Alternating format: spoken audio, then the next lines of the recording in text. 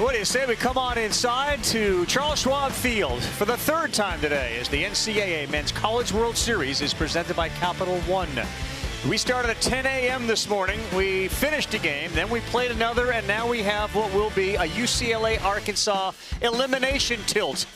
And the skies are a little cloudy, but that guy's life has changed forever. And he's still so close to the moment, he has no idea how his life has been altered by a no-hitter. Vahiva Aloy, big smile on his face. He hopes to take this team to another game tomorrow night. And the Bruins of UCLA pushed back up against the wall. Do you think Rock Chalowski is nervous? Smile, Rock. No, I don't at all. LSU earlier today, well, they went to their bullpen and Case and Evans shut down the Bruin bats. They went silent. Think about it. On their body clock, it was 8 a.m. when they had to finish what was a suspended game from last night. The Cardinals nearly blew it. They got revenge. They walked one off, and Ali Say, who made a critical error late in that game, was the guy that scored the winning run, and you could feel the emotion as he crossed home plate. Our bracket looks like this. This is the last chance for teams west of the Mississippi. We've already lost Oregon State and Arizona. It's UCLA and Arkansas with the right to play LSU Wednesday at 7 o'clock Eastern Time. Chris Budden will join us shortly, but KP, let's talk about it. These guys were on this field at 10 a.m. and they paraded through arms. Yeah, 8 of them in the previous game. Not all 8 today, but 8 in the game. And ultimately, I think that's one of the big storylines. Arkansas is as rested as any team can be, having lost a game in this thing, because Gage Wood went complete game, happened to strike out 19 and throw a no-hitter. But it gives them the advantage today. All right, we got two great shortstops on the field, neither of whom has really established themselves. This is what an opportunity. Right. Look, offensively, they have not done much, but what they have done all season and what they do when the ball's not even hit at them is electric, and that's the tough part about watching two guys, Rock Chalowski and Vahiva Aloy, at that position. They just will captivate the fan that loves watching defense and offense. Combined between both of them, 43 home runs. That's a lot. Aiva Arquette also had struggled offensively. He went deep earlier today. Maybe it's time for one of these two guys to break out offensively.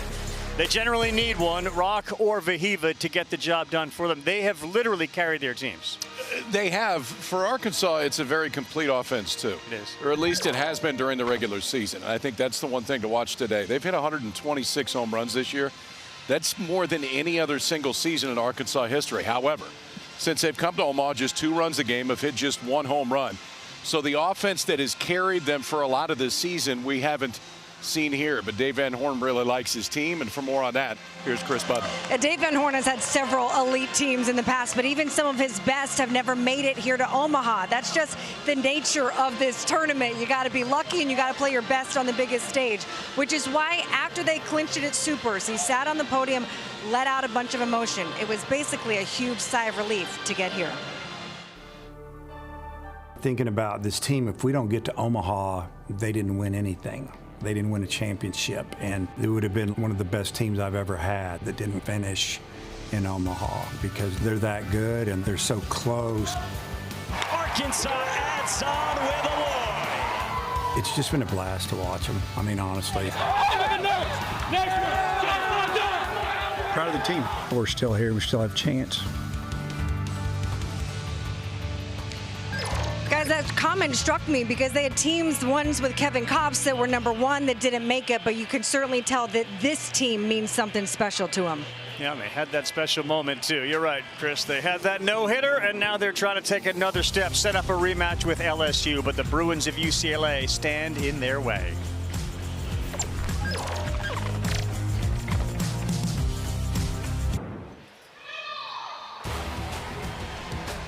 The elimination game between UCLA and Arkansas. The shortstops are the keys. Rock Chalowski, Vahiva Aloy. We've highlighted them. They have carried their teams all season long. We welcome you inside Charles Schwab. We got a chance for showers, very light, good chance we're going to go right through them as we take a look at the UCLA batting order. It's brought to you by Capital One. Eduardo loves himself some Roman Martin. He has a way of finding barrel, and today it's going to be really interesting because he's keeping his eye on the mound and seeing Mr. Root, the left-handed pitcher, Chalowski, Martin, both raking lefties this season. Very interesting, KP. It was 3 days ago. He had the shortest start of his career, and we went right back to Zach Root. Yeah, it's because he's been their best all year. Was not great a few days ago. They got him out of there early. Gabe Gackel was outstanding out of the bullpen. You can see what he did in the opener against LSU. If you saw him against Tennessee, you know why he's one of the best in the entire country. It's a mid-90s fastball, a wipeout breaking ball, a very good changeup, and a lineup that has 5 left-handers in it. So it'll be interesting to see how Root goes after it. But when he is at his best, he is one of the best. And lefties don't really stand much of a chance against him when he's at his best. You and I got a chance to see him during the regular season. He was good that day. He's been terrific against team like LSU. That was on the 9th of May. And Alex Boxey went 6 innings, gave up just 5 hits and 2 runs. He threw 91 pitches. They lost that game in extras. But Root and Wood are as formidable a 1-2, especially coming off of a no-no. So the lefty toes the rubber tonight against Dean West, Chalowski, and LeVoux to lead things off for the Bruins, whose bats went silent earlier this morning. Underway with a high fastball, 1 ball, no strikes. This Bruin team beat Murray State 6-4. They lost to LSU 9-5.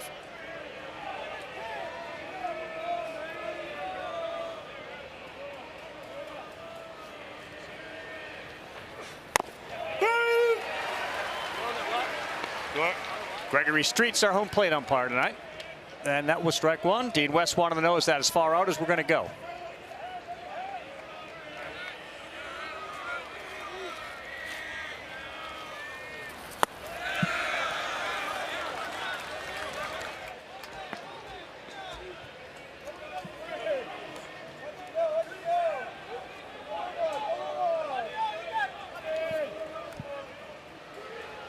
West is a good contact hitter.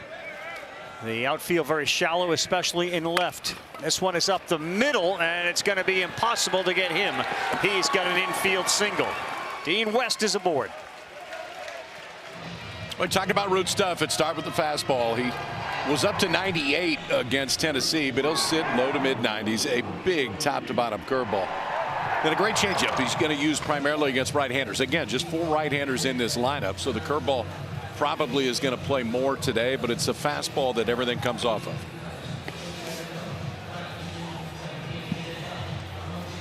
All right, so the leadoff man West, who is a threat to run against the lefty, difficult, but they got to get Chalowski going in some fashion.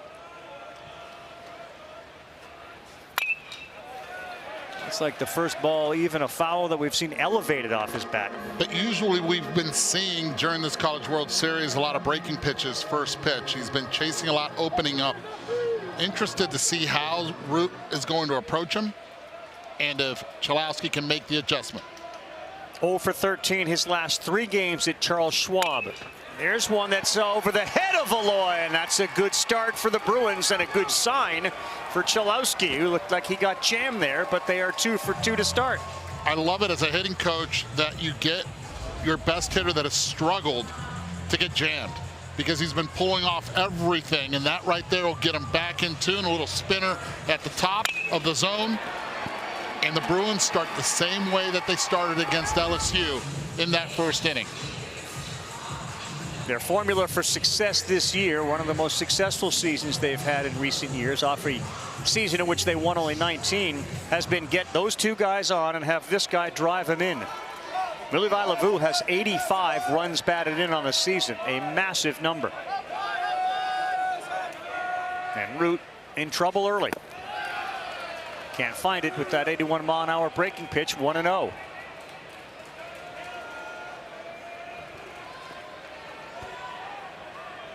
LeVoux is the first baseman. He's a Gold Glover over there. He's made just 1 error, and he hits it all over the ballpark.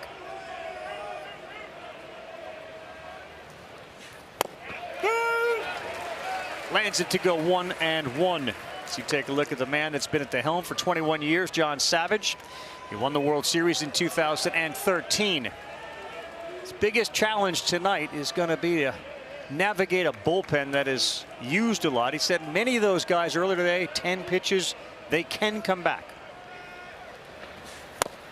Yeah, very late on that one, 93 miles an hour, and it's 1 ball, 2 strikes.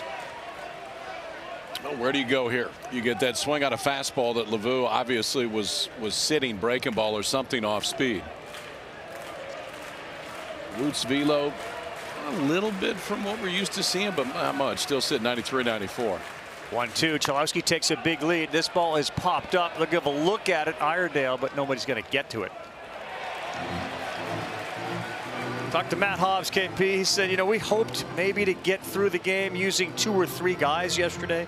They didn't obviously need to use 2, 3. They used 1. And got the under on that one. Yeah, we all took the under and we won, but nobody took a no-hitter. Only the 3rd in Men's College World Series history. Matt Hobbs said we stayed out of his way. Asked him how he was feeling. That's it.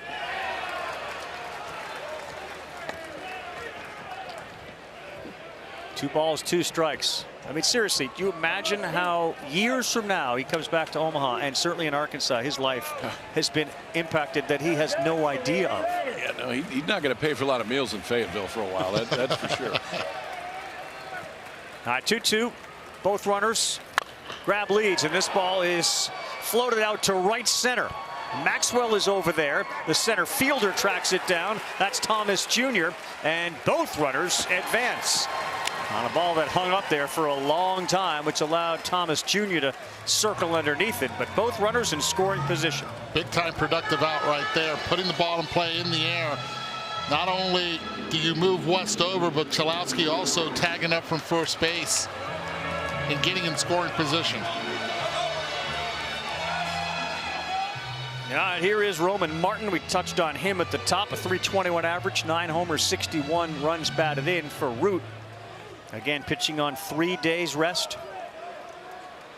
He threw just 38 pitches, 1 2/3 in that start against LSU. He gave up 3 runs.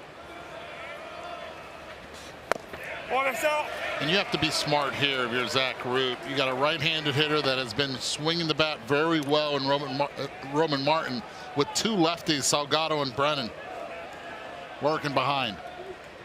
KP, you and I were in Arkansas earlier this year. The right-handers, he was feeding a steady diet of changeups, and they were very effective that day.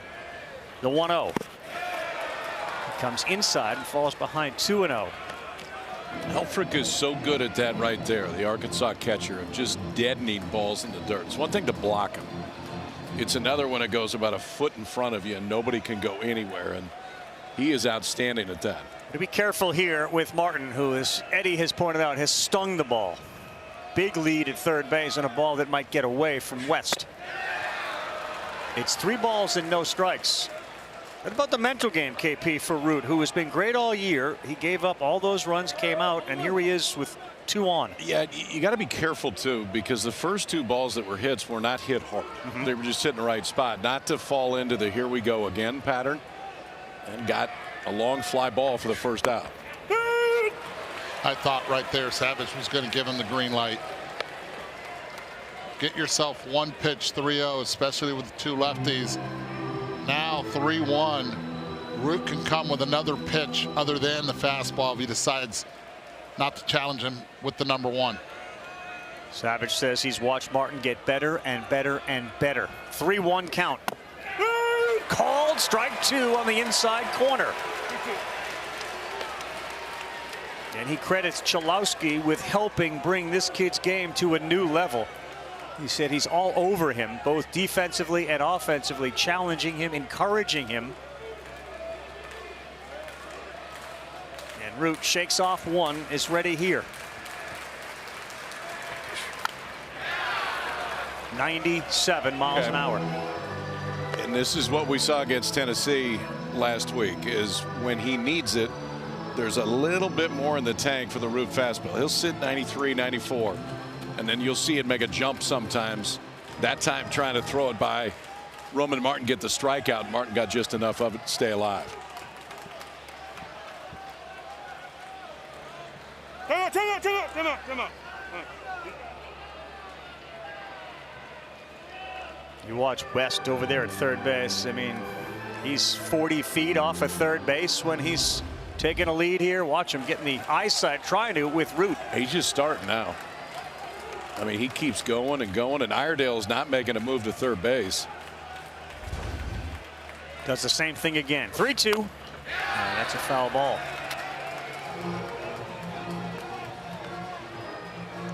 If you're Iredale, or if you're Root, or if you're Van Horn, are you thinking about throwing behind him? Well, he's throwing from the wind-up position, so as soon as he starts his delivery, he's pretty slow starting the delivery. I don't. Roman Martin hitting 400 runners in scoring position in the tournament, and he draws the walk to load the bases. Really good at bat, patient at bat for Martin right there. It's going to be up to the left-handed hitters to do some damage already. Molovai-Lavu was able to get the ball in the air to center field and move 2 runners over. Well, those are 2 guys that we thought potentially could start today. Vidalshiz and Jimenez, both of them trotting down to the bullpen right now. Vidalshiz has not thrown in the College World Series. And again, no hitter will help prevent people from getting in. Chris? Root was so frustrated after his start the other day that he went to Dave Van Horn yesterday and he said, I want the ball today. Dave Van Horn said, let's give it a day. Let's see how Wood does, and then maybe you can come in. That obviously was not up for discussion, and said you can have the ball tomorrow. KP, you're seeing anything that would be common in his last 2 starts, knowing how good he's been and what you've seen? Oh, I mean, I saw soft contact start the game. They just happen to be hitting the right spot. And so sometimes the numbers can fool you a little bit. It's bases loaded, 1 out, but I mean, the only ball that's been hit on the barrel remotely was an out. And he's got the ability to get the strikeout. 121 coming into this game. The lefty Salgado, veteran good hitter, and he breaks one in there for strike 1.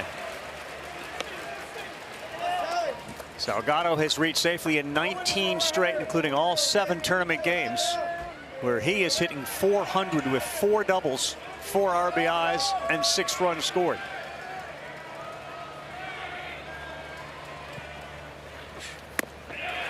Another very good pitch. 2 of the better ones from Root all night, and he's ahead 0-2. 94 2/3 innings pitched by Zach Root this year, including this game. 121 strikeouts. He is looking for one right here. West off third, Cholowski off second, and Martin at first. Bases loaded, just underway. 1 out, and the 0-2. Oh, no, he didn't. Did he go?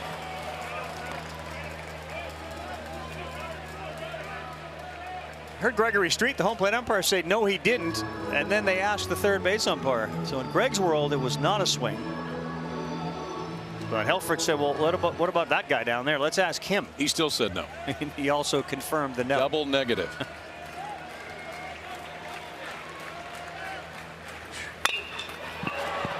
Aloy in the air makes the catch. For a second, it looked like he may have thought about either having it pop out of the glove or letting it bounce to get the double play. I think the latter. I think he was thinking, okay, do I let it bounce and go for 2?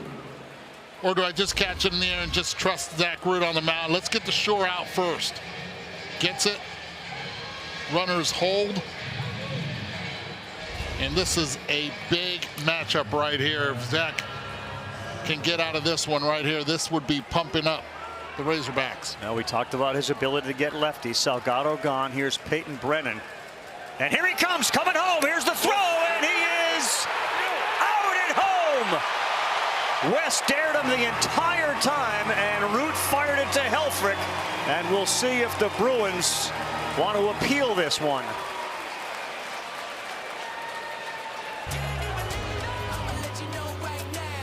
Watch the hand. He's out. The right call. He's out. They may take another look at it, but I think it will be upheld. How about that, boys? Setting it up the entire time. Waited until it was 2 outs to take the chance, but I think the glove of Helfrich just got there in time. Very close. You're exactly right. Right on the bicep of the right arm. When the hand got to the base, going to be very, very close. And how rare is to see a straight steal of home with the bases loaded. And one way of preventing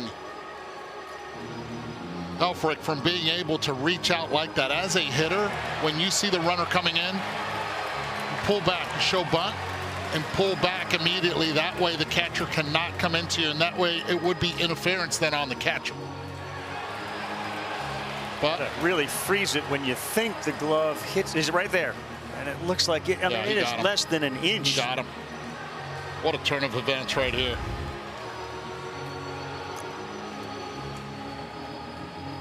The entire time that Dean West was standing at third base, he was coming in hard. That's a difficult pitch to handle, to make the play like that. It almost hit him. Yeah. I mean, if it hits him, run scores. Play is confirmed is out. UCLA has 1 challenge remaining. Well, that's one way to get out of a jam. Sure is. Bases loaded with 1 out, and a straight steal of home by Dean West, and nailed by literally inches. And then it could have ended a lot differently for both sides. Wouldn't take a chance, Dean West, and within inches of stealing home plate, but not quite enough. The tag by Helfrich gets the Hogs off the field. We'll see their offense when we come back. You want a fantastic look at this through cam? You think Gregory Street thought something might be up right here? He's aware. One peek, 2 peek. Uh-oh. We got action. Helfrich's becoming a superstar here in Omaha, given that he was there for the no-no. He, of course, was calling that game. And, boy, that is a tremendous tag on a pitch that was up and in to Peyton Brenning. Take a look at the Arkansas batting order. It's brought to you by Capital One. And Charles Davalon will lead things off. Chucky Davalon's done about everything offensively for this Arkansas team. Better than they thought they were going to get when he came in out of the transfer portal. Kid from Quebec that went to high school in Florida because of his love of baseball, now at Arkansas. And they're going to face somebody that hadn't been out there in a while. Cody Delvecchio was ineligible starting March 28th, and he was the Friday night starter the first 7 weeks of the year. Hadn't pitched since then. Became eligible just 4 days ago. Bruins in a big spot. So we'll go to the guy that was a Friday night starter for the first 7 weeks. Numbers weren't great when he was in that spot, but ultimately a guy that, if he can give him 4 to 5 innings, would be a huge shot in the arm for UCLA. You're right. 1-3, 6.82 for the 6'10 junior. But they were flashes of brilliance, and he starts the first pitch off with a strike. He's been pitching simulated games. He has not been involved in any team games, obviously, and that's a difficult transition for him to make. But ahead 0-1 to Davalon.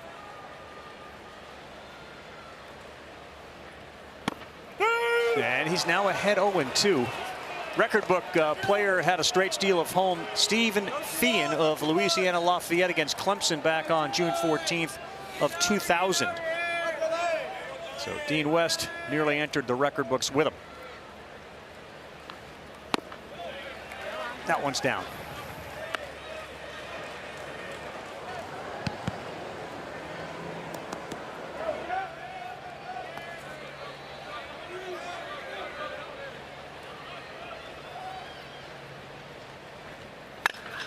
Davalon slashes one past Roman Martin, and a leadoff single for Charlie Davalon. All right, let's see what we're working with here. Cody Delvecchio fastball. We've already seen him up to 95. Averaged about 91, 92 miles an hour. Slider that went right, has some good down. He will throw some changeups. Sometimes slider cutter combination will kind of look like the same thing. But we talked about this Arkansas offense, and when they go, it starts with Davalon getting on base. Good backside line drive to start it right there. He grew up on the rinks of Quebec as a hockey player, and now enjoying his baseball life. Vahiva Aloy, big swing and a foul tip into the glove. He wasn't playing hockey when he was a kid. He was serious about baseball from the time he was around 6. At age 12, it got real when his Little League team made it to the West Region tournament in San Bernardino. That's a called strike. In that tournament, he went 9 for 11 in 3 games. And his brother also is on this team. They went to TD Ameritrade Park, Charles Schwab, but then TD Ameritrade when they were 13 and 12 years old, respectively. That was his first taste of Omaha. They traveled from Hawaii here.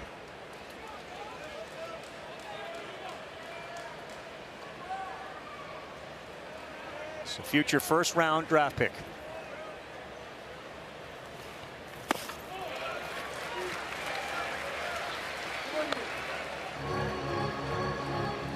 For Delvecchio, Kyle, we hear all the time you can never simulate a game in a simulated game. So what are some of the things he's trying to pick up on, adjust to? I think the biggest thing is just to stay within yourself to start. Aloy, right field, deep. And out of here. Into the bullpen, Vahiva Aloy.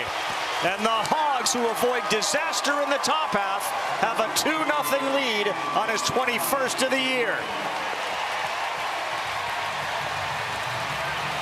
Both hits so far for the Razorbacks with 2 strikes. Saw Dalvin first going the opposite field, but staying away. And Vahiva Aloy right there, barreling that baseball 377 feet opposite field. No doubter. So 2 of the superstar shortstops today, Oregon State's Arquette and now Aloy tonight, both homer. As that first pitch is inside to Maxwell. And how did this game turn on the straight steal out call of West, and now a 2-run bomb from Aloy? Bases loaded, 1 out. You get a line drive to short, and then Dean West trying to steal home, thrown out. Then Vahiva does Vahiva stuff. As much opposite field juice as anybody in college baseball, and he showed you how he can do it right there. And that one sounded different, didn't it? No doubt about her into the bullpen. A little late is Logan Maxwell on that one.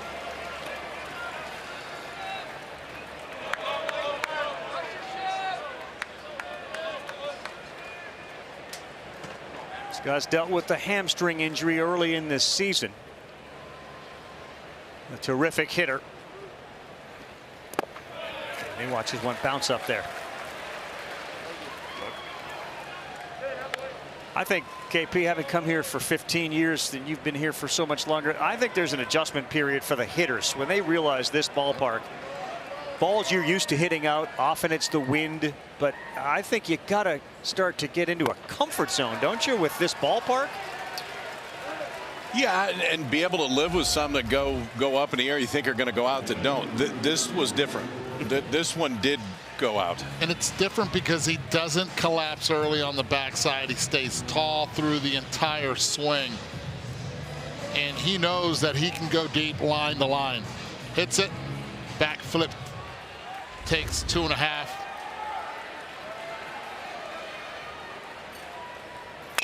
Ryan Helfrich on the ground, smothered at third. Martin, he's got a good arm, and he gets the out. Good play by Roman Martin, who was equal with the bag, and he dove to make the play and got up and threw him out. You know when this College World Series is really good is when the star players come in fully advertised and they go deep and they make defensive plays, and that's exactly what Martin did there. To the left, stayed low to the ground. Good throw over to first. They're the best defensive team by percentage as well as double plays, as Cam Koschel squared to bunt, pulled it back, strike 1. And neither one of these teams has made an error in the College World Series. Both have been extremely good defensively all year.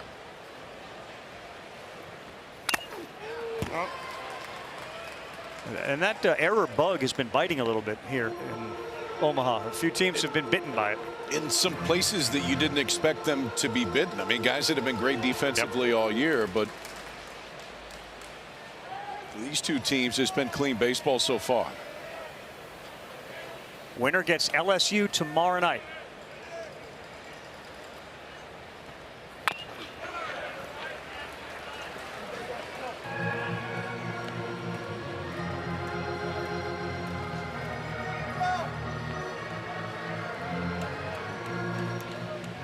Vahiva's brother, Kahio, is in the on-deck circle. Been a handful of brothers that have homered in the same inning at the major league level.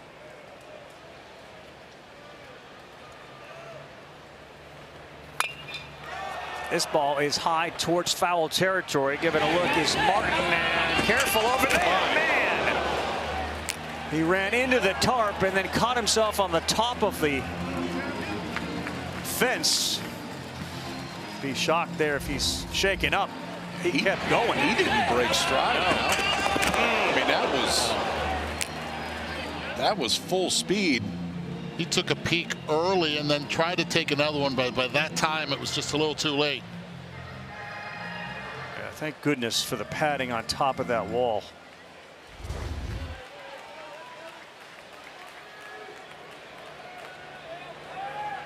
Again, obviously a new ballpark. They did play the Big Ten championship here. There's so much foul territory. Yeah, Kojel's gone. 0-2. He went chasing. But the story is Vahiva Aloy. Fastball away with 2 strikes. Vahiva Aloy. The star is on the way. 2-0. Arkansas going to the top of the second. You're looking for a boring inning right here. Something that is pretty stress-free to get him to exhale. 2 on the board makes you exhale some. When this offense that has been fairly quiet the first 2 games here in Omaha gets jumping right away. That time a 2-hopper back to him for the first out here in the second.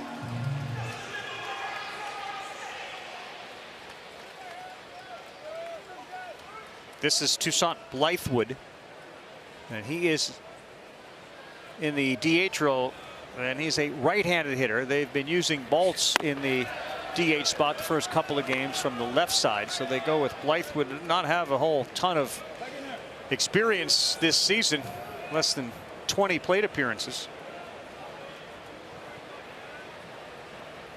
On the 1-0. 2 balls and no strikes. Now, we got a ton of game to play, but it is remarkable what happened in that first inning when Root was on the ropes. They get out of it, and then he gets the support of a 2-run home run. Then a boring inning to settle him in. He might be able to give you a little length, but he's behind 3-0 to Blythewood. How about Blythewood? When it comes down to it, 16 at-bats in the season.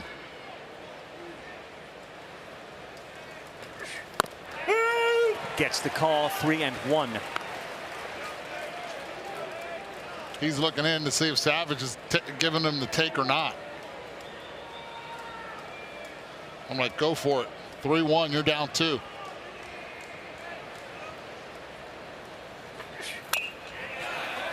Right in on his fists, and it goes 3-2. Well, 16 at bats over the course of the season. This is not exactly the easiest arm to get out there and face when you haven't seen many. Root falls behind 3-0, then pumps 2 fastballs on the inside part of the plate to get it back to full.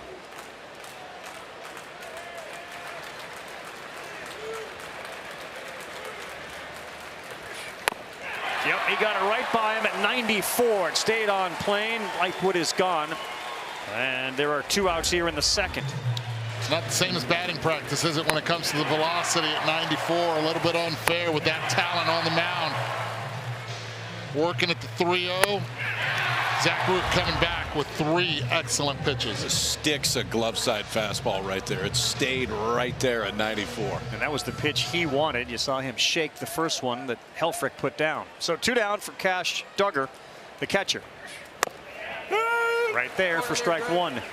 You know, Arkansas, one of the rare teams that allows their catchers to call their own games. Yeah. I think it makes that no-hitter even more impressive because Ryder Helfrich called every pitch the entire time. Matt Hobbs takes a ton of time in the fall to teach the guys behind the plate what he wants in the pitch call and roll. And there are times there are suggestions that get sent in.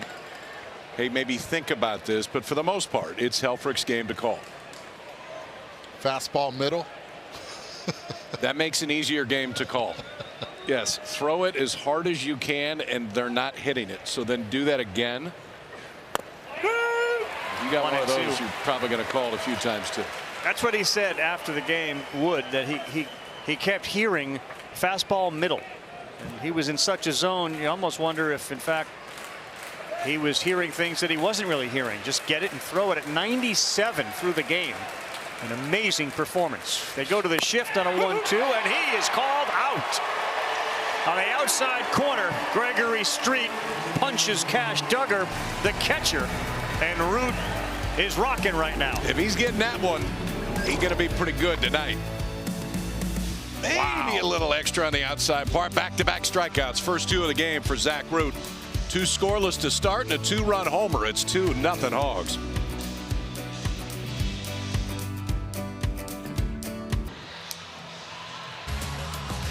The NCAA Men's College World Series is presented by Capital One. What's in your wallet? And in part by Lexus. Experience amazing at your Lexus dealer.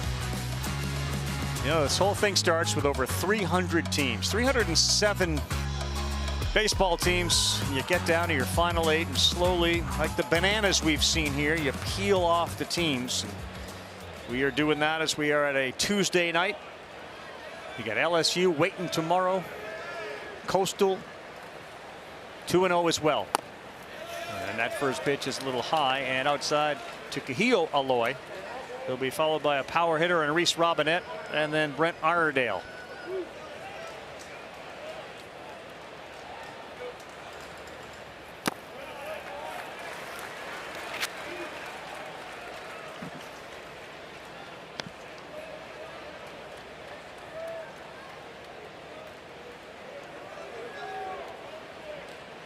He started at Sacramento State. Kahio was a BYU player, and he sends one to the seats down the right field line.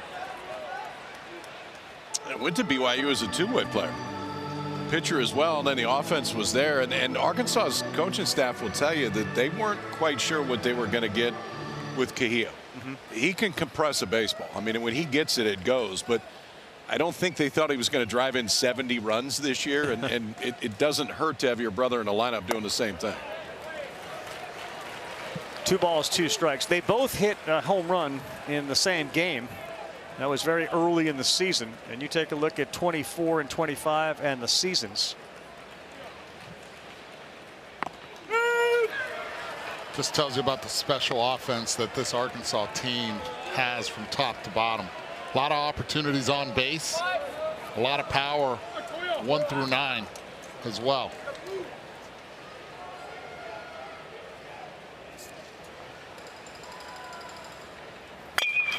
Hard on the ground, no chance for Chalowski.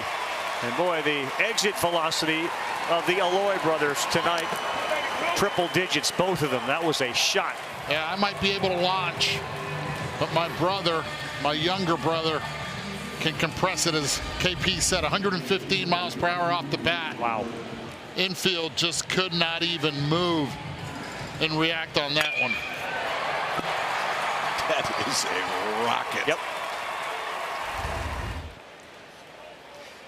Yeah. Rock was frozen solid out there at shortstop, so Kahio is aboard.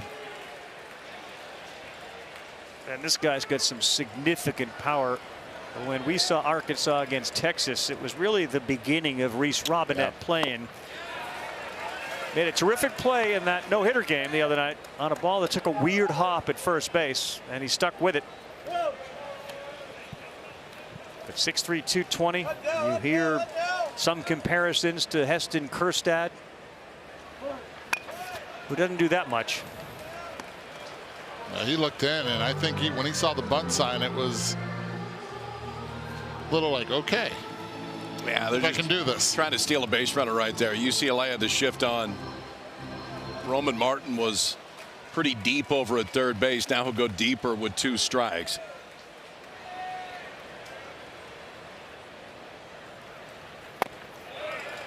Held up, and it's a little high. Tell you what, I see a lot of Sean Casey in I can see that. the stance. Yeah. And the body language itself. Sean Casey had a rough day with the Yes, he bananas did. the other day. Did you see that? Strained his hamstring, didn't he? Yeah, I think he did. tore it. Rounding first, not good, not good.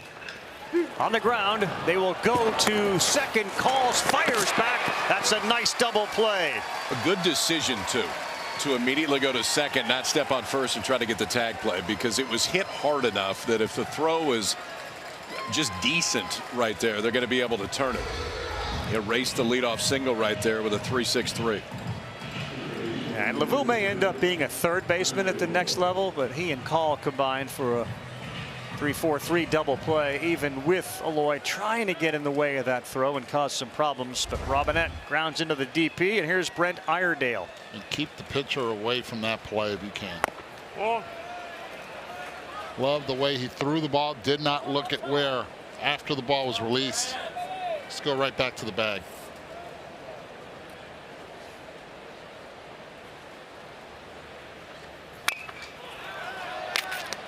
Have you ever seen a first baseman here on a shift? Watch how far over Lavu is going. I mean, he's about halfway between first and second base when this is thrown. I'm okay with that as long as he lets his pitcher know. And then it's a race to the bag. And you have to play in. If you play back, then you have to do the then there's pendulum move on it. I mean, at one point, there's too far to get to first base. You play any deeper than that, and the route's going to take you too long. Felicity and Darren watching on. And we got ourselves a 2-1 count to Iredale. He's the 8th hitter for Arkansas. Back up the middle and into center field.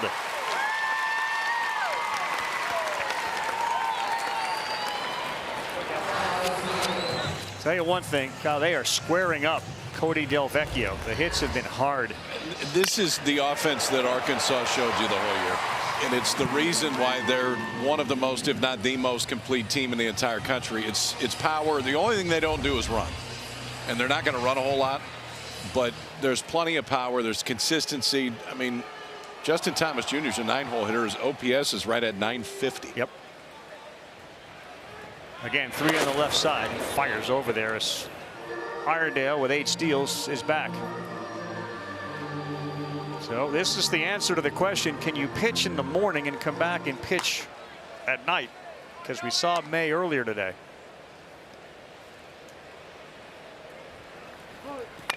Square to bunt, popped it up. Delvecchio will not get it on a hop, fires. What a play. Got him, wow.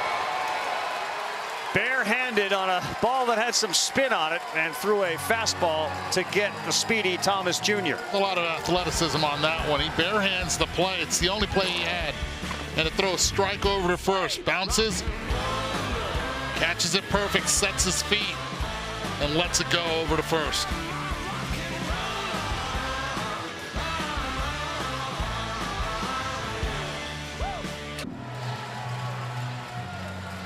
We're back. Cody Delvecchio's given up some hard hit balls. In fact, the Aloy single at 115, the hardest hit ball in Omaha. With more on the pitching plans, here's KB with the coach. Coach, let's go to the first inning. What went into the decision to try and steal home? Well, he's pitching the windup, you know. I mean, he had a good jump, and I thought it was a borderline call, you know. I thought he got his hand underneath there, and they called him out. But whenever you have a guy in a windup there and that slow of a delivery, it's a good option, certainly left on left.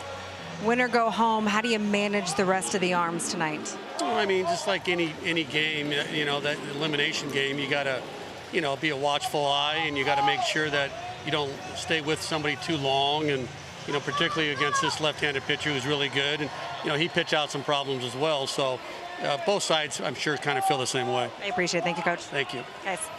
All right, Chris, thank you. That's John Savage. As Phoenix called the 9-hole hitter up.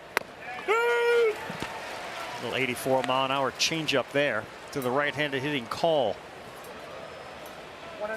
Again, recapping the first inning, a single, a fly out, and a walk to load the bases. With 1 out, then a line out, and caught stealing home. Root got off the mound. He watched Aloy hit a 2-run home run, and then a 1-2-3 second.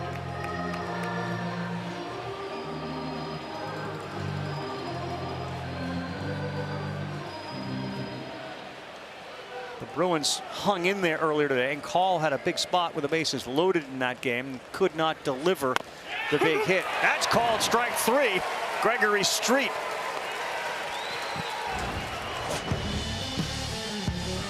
Oh, what could have been. 2 outs, and Dean West, who's due up next, tries to steal home and just is a little bit short. And then Vahiva Aloy gives the Hogs the lead. 2-run shot the other way in the bottom half, and that's where we stand right now as West comes up for the second time. How about Zach Root not even panicking at all from the windup? Just did not go with the leg kick. Accelerated the delivery and threw a strike home as well. He has struck out 3 straight. That one is out, so it's ball 1. To Dean West, who went into his Matumbo there when he slid across home, telling Gregory Street, no, I got my, I was in. He was close. He was really close.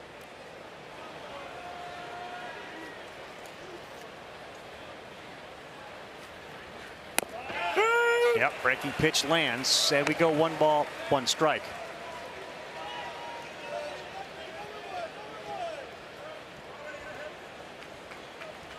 Well, you live and die by the sword, and the sword for UCLA has been its bullpen. And they will use a bunch of them. They used 6 more today after 2 yesterday.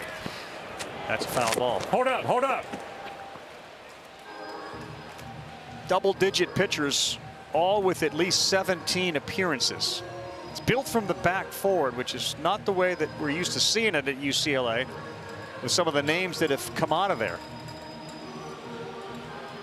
And they get some guys that will be Friday night, Saturday night starters next year. We've seen them. The closer is legitimate in Easton Hawk. Those guys have spent the majority of the season really helping the Bruins get to where they are. Well, if they're going to fight back through this, it's going to be that bullpen for sure that gives them a chance, and it will start in this one. First and foremost, you got to put some on the board. Starts here at the top of the order, facing Root for the second time. West reached on an infield single his first time up. Hard guy to strike out. That's a little bit high, so we go 2 balls, 2 strikes. Root's dropping down a little bit more on that fastball. A lot of times you see a bunch of ride on the fastball. That arm angle's come down against the left-handers a few times, almost trying to cut it and keep it away from them. West, one of a handful of sophomores, as this team is made up mostly of sophomores.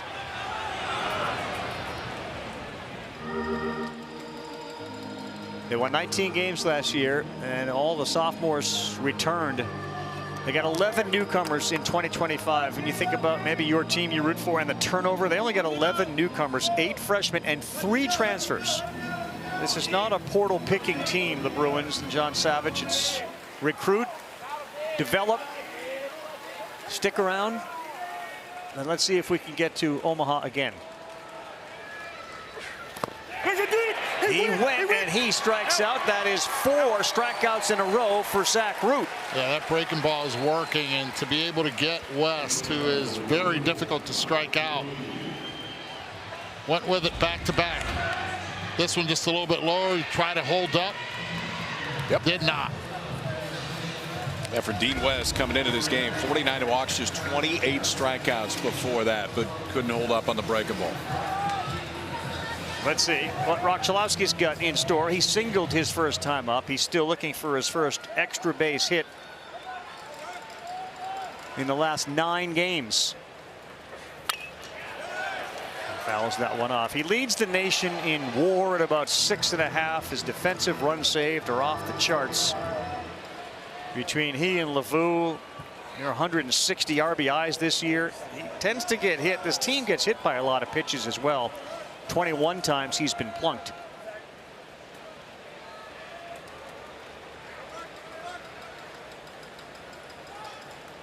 Root and Helfrich trying to get on the same page, and they are on an 0-1.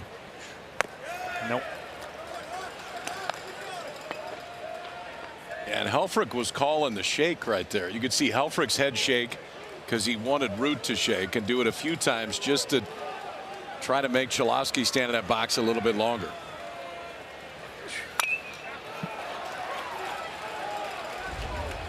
Watch this. This is a sign for shake. No, no.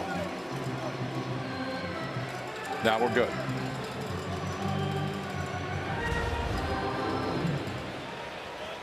Pretty advanced bat by on play, just a sophomore too. I was going to say what a benefit it is to have the confidence in him, and then his ability to do things like that, the little things. Boy, there's a sawed-off swing. Cholowski was waiting until it was nearly by him when he decided, you know what, if I don't swing, I'm going to be punched. He grounds out. It's 2-zip. He's still smiling. Welcome back. You are looking at Charles Schwab Field in Omaha, Nebraska. Moved downtown after Rosenblatt served as the home for so long and so successfully. 2011, part of the Jackie Bradley South Carolina Gamecock teams that were shining then. It's Charles Davalon, a hockey guy who's now converted to playing baseball. Lived in Florida. Kyle touched on it at 15. Got a lone Division I offer from Florida Gulf Coast, proven baseball college in its own right. And he has proven he had been overlooked as he swings at this one and sends it right back up here. He makes the sacrifice to leave home, and as parents, you miss your kids so much that they decided they were going to spend the entire season in Fayetteville this past year. So they rented an Airbnb, made sure they wouldn't miss any of his games. It's a fascinating story. Sending a young man out like that on his own to follow a sport that he's in love with. What he loves about it, he said, it's a challenge. He said it's a game of failure, and I like that about it. He says you can improve every day. It's a philosophy that has defined Davalon and served him really well. Well, it was a home crowd that fell in love with him right away. And there's times out in left field at Baum Walker that there's a Canadian flag, a Hawaiian flag, an Australian flag, all flying side by side for the guys that have been such a big part of this offense. High fly, and it's the second baseman, Call, who is looking at his buddy saying, are you good here, Salgado? And AJ does come in to make the play. I don't think Salgado saw it. Not initially. Off the bat. Nope. And Call just kept running towards the baseball, not giving it up until Salgado was able to pick it up. Right there, he calls him off and makes the play look easy. Mahiva Aloy pounded one off the back of the bullpen in right. He looks at strike one. 350 plus batting average, 21 homers, 67 runs batted in. And he was one of 3 on that Golden Spikes award. That one goes underneath the catcher and to the back. The work that he did defensively is something that Dave Van Horn raves about. How many ground balls he took, how he developed into one of the premier shortstops and one of the best he's ever had. Yeah, Dave Van Horn tells the story. He got there his sophomore year, transferred in from Sac State, and in the fall, Dave walked up to him, and Dave's an infield guy first, and said, are you going to let me coach you? Are you going to let me coach you defensively? And Vahiva said, yes, I'm ready. And he's turned him into one of the best shortstops in the country, and a kid that is going to go somewhere squarely into the first round.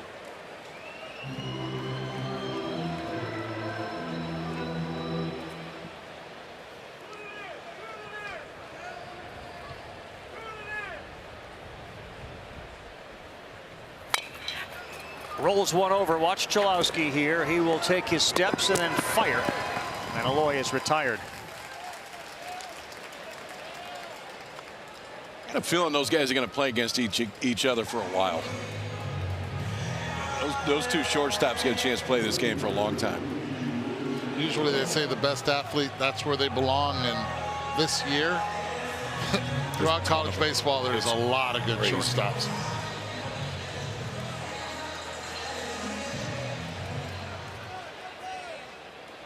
Logan Maxwell, the 3-hole hitter.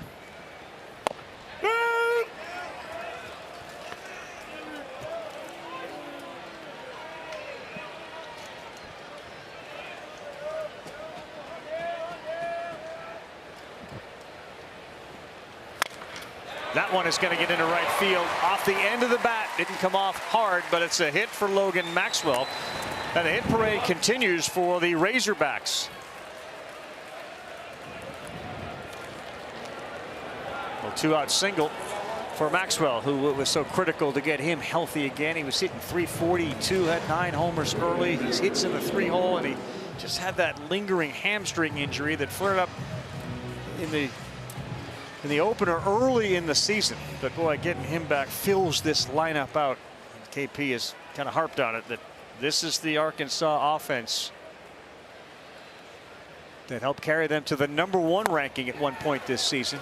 And then they started slipping a little bit, and then they bounced back. Remember the gauntlet that they had to go through in their schedule late in the season in the SEC? Yeah, the last 3 weeks was crazy for Arkansas. Texas #1 at the time, then go to LSU, then you get Tennessee at home. 20 wins in the Southeastern Conference. You win 20 games in that league, you can play. You win 15 games in that league, you can play. And one of the things that has bitten Arkansas was a Gage Wood-like performance. Now, they haven't been no hit here, but they have been handed some cards from some pitches on nights that they pitch well, and they will recite them. And David Price and Jordan Montgomery of South Carolina got him in 2012. Kevin Abel, we were here for the 2018 complete game shutout. He threw 129 pitches. Dylan DeLucia, Ole Miss, a 4-hit shutout. Well, Wood turned the tables. And after the strikeout, we get a chance to talk with him. Chris Budden will interview Gage Wood, he of the no-hitter masterpiece. So what's the last 24 been like for him? We'll find out when we come back.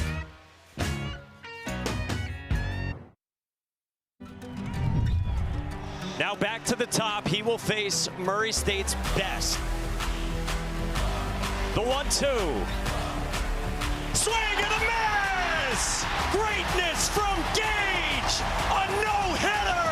Hero, the Giants, legends, we're on the ride.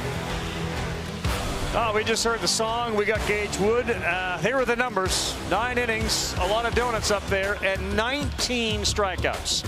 Third no-hitter in men's College World Series history.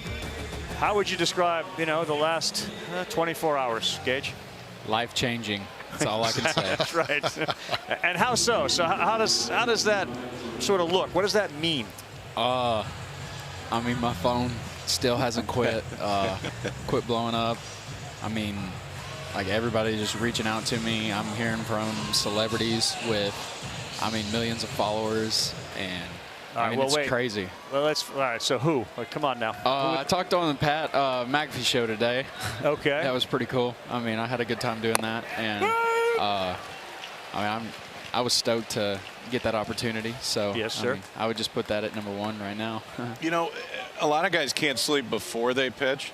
Sometimes it's a little bit easier to sleep after they pitch. Did you sleep at all last night? Because that's a hard one to come down from. I got about maybe 4 hours. Come on, make a play. High throw, and it's airmailed from Iredale, and slipping around first is LeVou. Yeah, they there we have a go. chance to get him, and they do. Wow, another big break for the Razorbacks as Mulavai LeVou slipped rounding first. And they just finished dragging the field as well. So the field a little bit slick on the topsoil. Throw airmailed, but LeVou immediately sees the bounce, slips, trips. Hey, now. Perfect reaction as well. How about the play that Kojal made on this? Yeah, that was incredible heads-up play right there. Going and not giving up on that. That's a big out right there. Well, and it's a play you never have to make. He got all the way around it and barehanded, like he was throwing the ball to first, and then threw an absolute dart to Robinette to finish it off. That was well done. Oh yeah, just glad he didn't give up on that. That's the kind of player he is. Hey, I have a question for you. When you're on the mound, you got that earpiece going, and they don't put down the #1. What do you hear in the earpiece? Fastball middle. I hear that one quite a bit. Do you kind of laugh every once in a while when that's what it is? Like, just grab it and throw it right down the middle, and we dare him to do something with it. I wouldn't say laugh, but I like hearing it. It's I feel like it's just me challenging and saying, here it is. Here's my best pitch. See if you can hit it. If you do, good job. If you don't, good job to me. But do it again. When do you know you have it going on? Really, I had my command, and I just felt synced up yesterday, just in that flow state. And there for a while, I mean, I was just cruising in the windup. And then when I had to go to the stretch for the first time, that's when I realized, I was like, man, this is my first pitch in the stretch. Gage, you'll never be able to give your dad a better Father's Day present than you did yesterday, but there was a sweet moment where you went up and gave him the ball. Can you kind of take me through what that moment was like? I was looking for my family to go see them before I went up and did all the media interviews and everything, and then I saw him right behind the dugout, and Ryder had just given me the ball, and I was like, all right, you know what? I need to give him a Father's Day present, because we were up here, and I was like, all right, this will work. So I just walked over there, threw it up to him, said happy late Father's Day, and I guess that's a pretty good one. Yeah, that one works okay. That's one you won't forget about. Tell us, and the people at home who have now heard about Gage Wood and read about Gage Wood and watched, as we watch the 3-2 come in here. Oh, that's a liner, there we go. And that one is caught from Iredale. If you could, like your backstory, you know, between your parents and your development, and if there was a pitcher that you idolized or mimicked, how has it worked for Gage to get to where you're at? Really just growing up around the sport with my dad. Growing up, he was always playing men's league softball when I was really young. So I just grew up out there, you know, throwing and everything. And I just remember in the yard, I mean, we'd always throw the baseball or a football or something. But he always took me to the field early to hit and, you know, on the field. And then just kind of started progressing. And then we started playing travel ball as I got older. And then once I got around like junior high to high school area, that's when I really like decided that I wanted to play baseball at the next level. And I mean, they spent a lot of time, money away from home, a lot of long summers, long nights, early mornings, and a lot of money sacrificed that they took me around the country to play. And it ended up paying off. And then at my high school, one of the biggest mentors of my life was Price Holmes, my strength coach in high school. He just kind of got me introduced to what like strength conditioning was, and really just focusing on my body. I mean, the body transformation I had my last 2 years of high school was, I mean, it was insane. Did the velo jump with that? Yes, it did. And I mean, I got bigger, faster, stronger. I mean, I just looked better. I was moving better. And then now, I mean, we got Coach Bell. He's been unbelievable since I've been here. I would no doubt call him the best strength coach in the country for any college program. Come on, make a play, Coach. There we go, right there. Get off the field. There we go, big zero. But yeah, the development standpoint from then is just, I mean, it's been unreal. And I mean, through high school, I went to Evan Lee as well. He pitched for the Nationals. He played a big role in developing my pitching. Yeah, listen, you've been great. We can't wait to see you again. Enjoy it. Bask in the spotlight, and I know you'll lock back in. Unbelievable. Thank you. Thank you, sir. That is Gage Wood, he of the third no-hitter, and arguably the greatest pitching performance we've ever seen in a game at the College World Series. Gage Wood, mom and dad celebrating what will never be forgotten. There is the ball. They'll keep that forever. Son and father here at the World Series.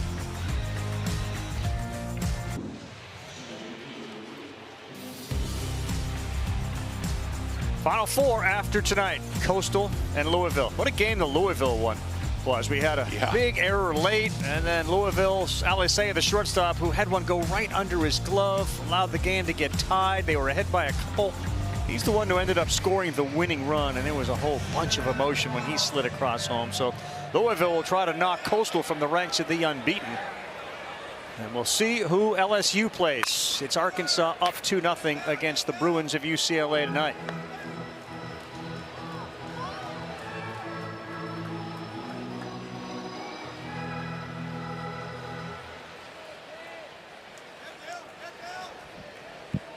Tell you who loved that play by Kojal as well was his skipper, Dave Van Horn. Because you've got to pay attention. There's a liner right at the first baseman. Gage Wood has one more little piece of memorabilia to go home with, because Dave Van Horn likes to go get the local newspaper and lay it on the laundry if there's anyone who has been featured in the local newspaper. And obviously this one was hog heaven on the front page of the Omaha World Herald. Woke up with that on top of his clothes today. Yeah, I think for a kid that age to recognize it's life-changing, many people I'm sure have told him that, but the actual ramifications of that will be felt through the course of the years as he gets older and older. This is not an overnight sensation and we're going to drop because we brought up no-hitters from the 50s and 60s. People will be doing this 50 years from now, and that game is going to be talked about. And it was a close game. It was a elimination game. Elimination game. He had a perfect game until the hit by pitch, but still kept his composure. Kihio Aloy took the round out of the baseball the last time up when he hit 115 miles an hour. He just flattened it. And when they were growing up together, you know, not that Vahiva couldn't hit, but the reputation was he was the fielder, Vahiva, and this guy was the hitter. Quite clear they've become more well-rounded players, but as they were growing up, this guy would be the one hitting it and Vahiva would be fielding them all.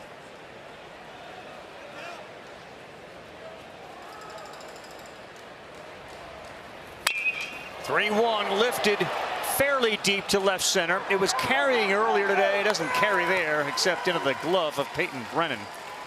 And Aloy is retired. I mean, Arkansas has been a lot louder offensively today. It's 2-0. Yes, it is. Cody Del Vecchio has hung in there and took some haymakers in the first and has been pretty efficient. Has not walked anybody, so he's forcing this offense to go to work, and he is giving the Bruins a chance, which is all you could ask for a kid that hasn't pitched in well over 2 months. He's got 2 outs in the 4th and just a 2-run game. Again, he began the 25-10 cane. He was the team's Friday night starter. He played his first 2 years at UCLA exclusively as a reliever, a 6.82 ERA across 7 starts, 33 innings, and then he became ineligible. And then he was ineligible literally until about a week ago. He was hurt in 24 for a big chunk of the year. 26 innings was all he threw, a 2.42 ERA, the Friday night starter. Here you go.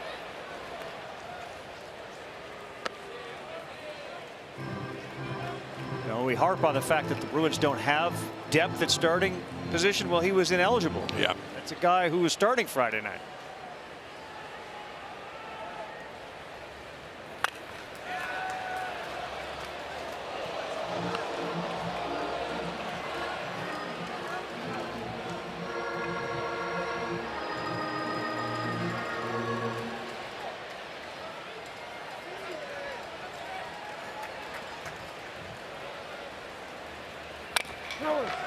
Now the net rolls one, and it's going to be Call, and Del Vecchio another good heads-up play, and then a little fadeaway jump shot to get the ball back to the mound.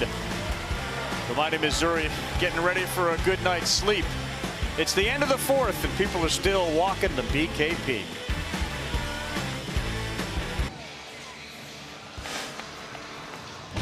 All right, let's take a look at Zach Root, who's been outstanding today. The ability to land a breaking ball kind of sets everything else up, and when he is doing this, then this one gets even better. Glove side fastball, the ability to stick it on that side, got some swing and miss with it. He's also shown the ability to expand the strike zone with that curveball too when he gets late. So can steal a strike with it, can throw it down in the dirt and trust his catcher. Very different numbers from what we saw a few days ago, and I don't think totally unexpected from Root. Brennan swings at the first one. And just out of play. I mean, I hate to beat the dead horse, but that first inning changed the game. Your point's really well taken. I mean, they've only got 5 hits. They only lead 2-0. Yeah. But boy, bases loaded, 1 out, and then a steal of home to end the inning, followed by a 2-run home run. I mean, that's the game in a nutshell. That's the first inning. We're in the 5th as Root is rolling along. And the Bruin offense has gone real quiet here in Omaha over the last couple of days.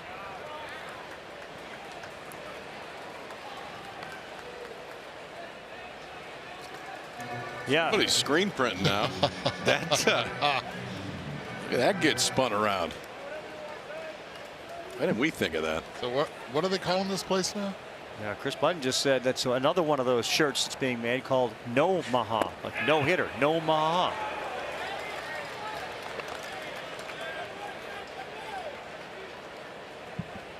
Got the Omahags. Omaha. Not bad.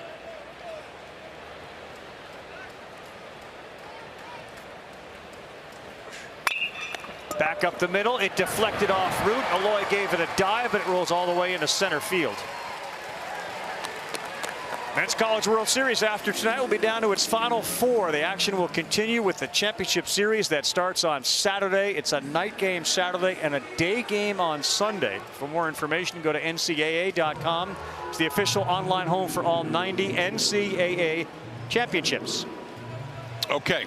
So for the Bruins, first, I would say, real base runner since the first inning. There was the error that was erased immediately, and now it just feels like you got to get some pressure on Root and start to make it feel uncomfortable. I'd send a bunt right here. Yeah, I mean, 17 at bats on the year. It would make some sense to try to advance him, but not there. No, and it didn't look great in that first plate appearance when Blythewood got ahead 3-0 and Root came back and struck him out with a fastball right down the middle. He was so late on the fastball. Yeah. You would think Coach Savage would put the bunt, but he's going to allow him to swing the bat. Well, you see a confident kind of nod after he swung and missed it. That like, yep, I saw that. I'm going to be okay.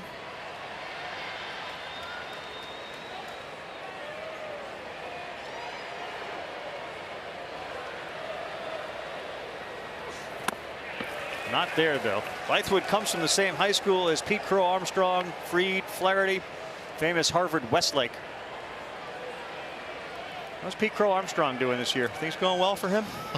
Working out. My goodness. It's working for him. The parents who are in the movie industry, man, he has got a script going. And Harvard Westlake has produced some phenomenal baseball players. Oh, no, he didn't. Blythewood, yes, he did. The deke by the home plate umpire. Oh, no, he didn't, did he? Yes, he did, says the first base umpire. And this is just being overmatched, not having seen a lefty like this in Zach Root, who has that strikeout ability, the swing and miss. Good call by first base umpire Jeff Head. 5 punch outs for Root. 1 down here, and Duggar, the catcher, up, and so good against lefties, looking to roll a double play if you're Root.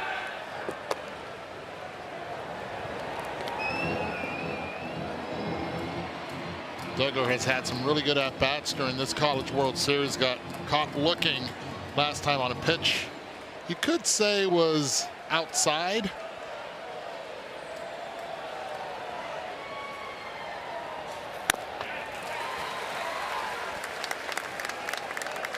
All right, so if you take that face and you go to the mound and you extend the beard, you'll see that dad and son do have a lot of similarities to him. Zach and Vance.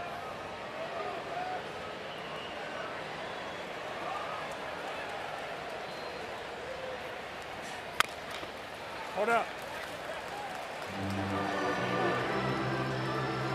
97-mile-an-hour fastball we saw earlier and an 80-mile-an-hour breaking ball. And since that first inning, Root has been outstanding. That was the first base runner that he has allowed. Remember, there was that E5 where you touch first technically, and then LeVou on the turn got thrown out. But nobody has stood on first base since the first inning until now.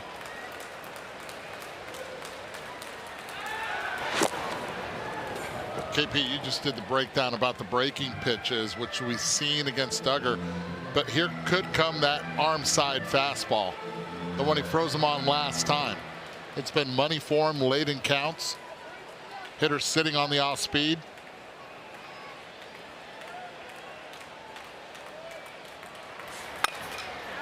That's foul. He went to 94 miles an hour. And we got ourselves a Web Gem in the stands. It's an out in Savannah Bananas, isn't it? It's an out. Yeah. Sure is.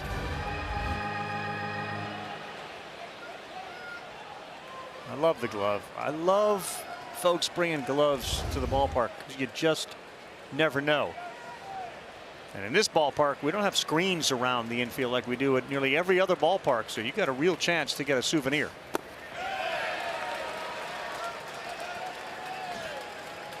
Decker gave a little bit of the Soto look right there back at the pitcher. I like it. Should be proud of that take. That's a tough one to lay off of right there.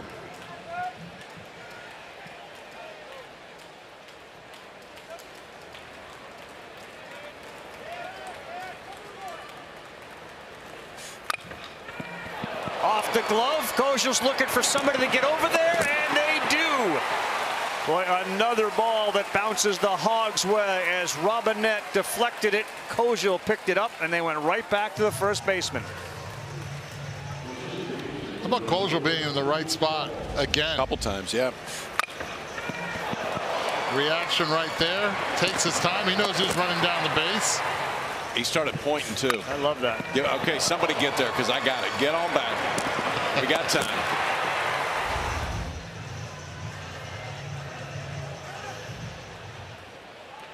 So for the first time since the first, now a runner moves into scoring position. A Phoenix call.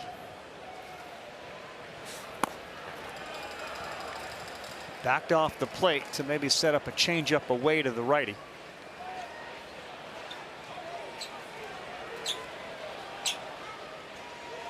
When we sat down with Phoenix, you could just tell how over the moon he is with the fact that his Bruins and his boys are here in Omaha.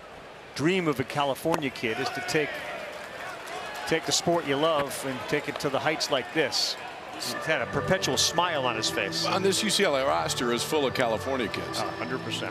33 California kids on the roster. Not of their traveling roster, obviously, but of the overall roster this year, 33 of them from the state of California.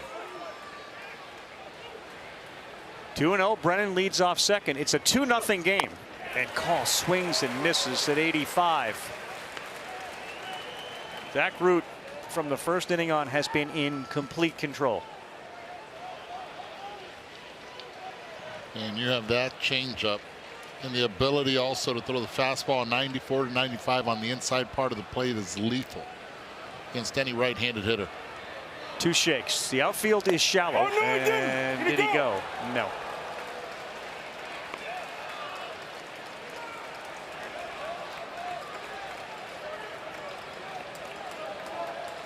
Top of the order, West due up next. As the Bruins come in having won 48 games, 5th most in program history. Most they ever won was 52-19. They need one more to stay alive, and that's a big walk there from Root to get Dean West up and put 2 aboard. Positive signs for this Bruin offense because that's a good take too. 3-1 recognized spin. Lays off of it. That'll get Matt Hobbs take the jog out to the mound and get UCLA back to the top of the order. Aiden Jimenez is in that bullpen warming up as Hobbs goes out there to address Root. That's only his 2nd walk of the night. The first one came to the 4th batter of the game and nothing since. Remember, Aiden Jimenez ran down to that bullpen in the 1st inning. Right, exactly. And that's when Arkansas wasn't quite sure what they were going to get out of Root. Once he got out of that inning, cruised through the next 3. UCLA with some traffic here in the 5th. There are a lot of weapons out there, none of which were needed with the Wood no-hitter.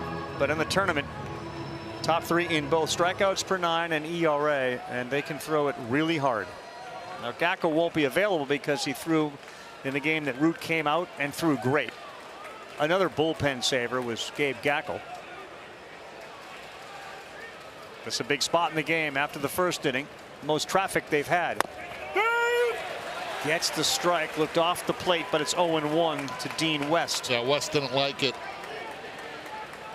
Double on in left field, just playing a couple steps in, but not towards the line. Outfield straight up.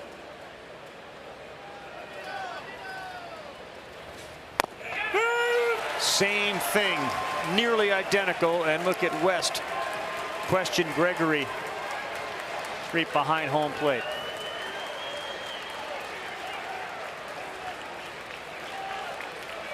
Just go a little bit further. If you root. If you root.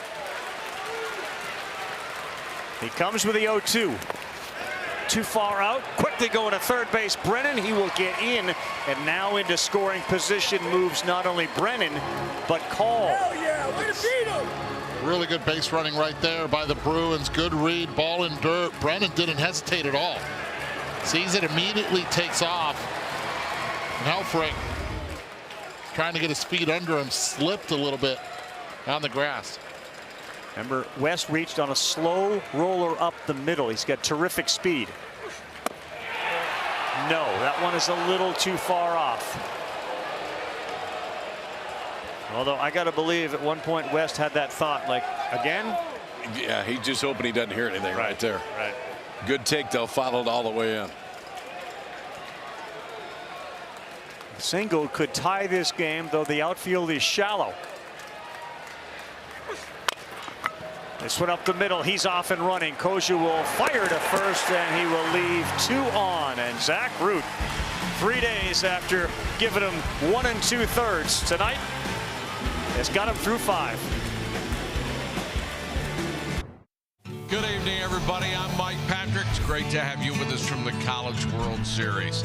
For more than a decade, Mike Patrick was the voice of the College World Series. He perfectly expressed our shared disbelief at what we just witnessed. What a throw from Audley. Holy cow. He helped us say goodbye to Rosenblatt Stadium.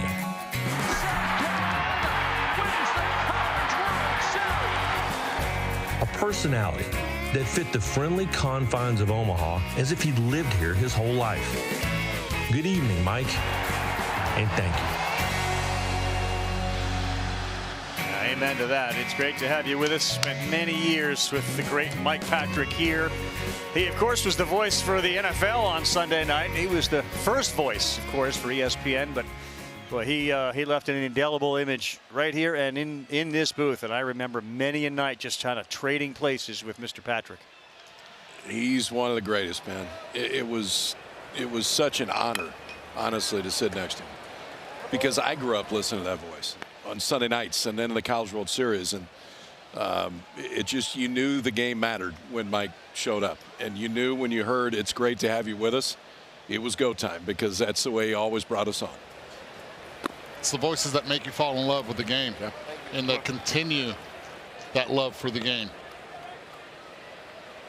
Yeah, we miss Mike Patrick, but we are grateful for the experiences we all shared with him, and you at home, I'm sure, share the same.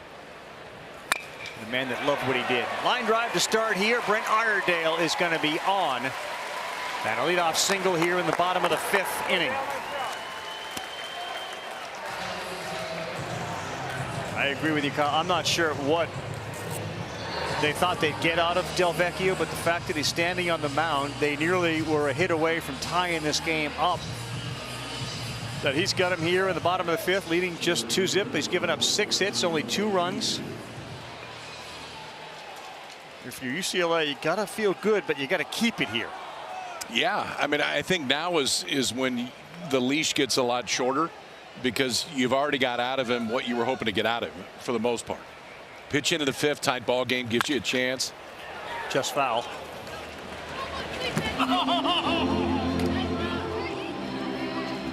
On a night that it seemed like, I mean, the early returns were this Arkansas offense may have put on a show. I mean, you go leadoff single by Davalon, Vahiva goes deep, and felt like maybe this is when that offense was going to break out. But Delvecchio has done a great job of holding them down since then.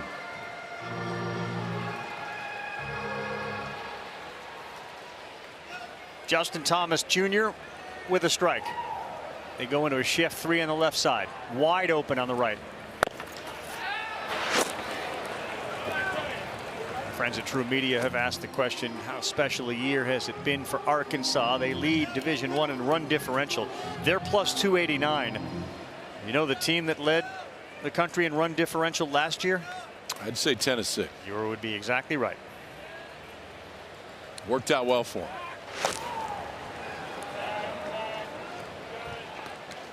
.538 runs they have scored. The Hogs 11th in the country in runs allowed, 249. So 538 runs 249 allowed. 7 players with multiple digits when it comes to home runs. 10 or more. They can slug. You do wonder, will he let Delvecchio see Davalon Aloy for the 3rd time? Savage said we got 4 or 5 guys that haven't even pitched, in spite of the fact it felt like we've seen 3 staffs pitch for them. There's a liner, and how about it, right between Call and Chalowski. And you couldn't place that any better as Justin Thomas Jr. is aboard. They had 3 guys there to defend it, and he rocketed one through them all. Well, we saw both the Aloy brothers hit the ball hard, compress it. This one here at 112 miles per hour, down in the zone. And he just finds barrel on this when you can define it any which way you want. Thomas Jr. getting on base, so hard hit that West was able to keep Iredale at second.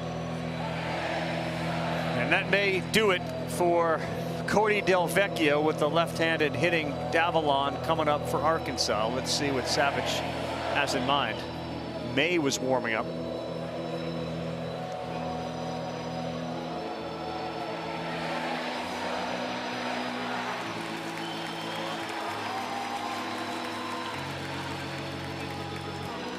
He is pointed to his pin.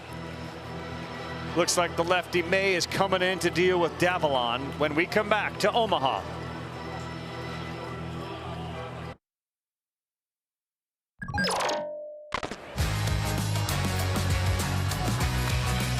Aloy, right field, deep. And out of here.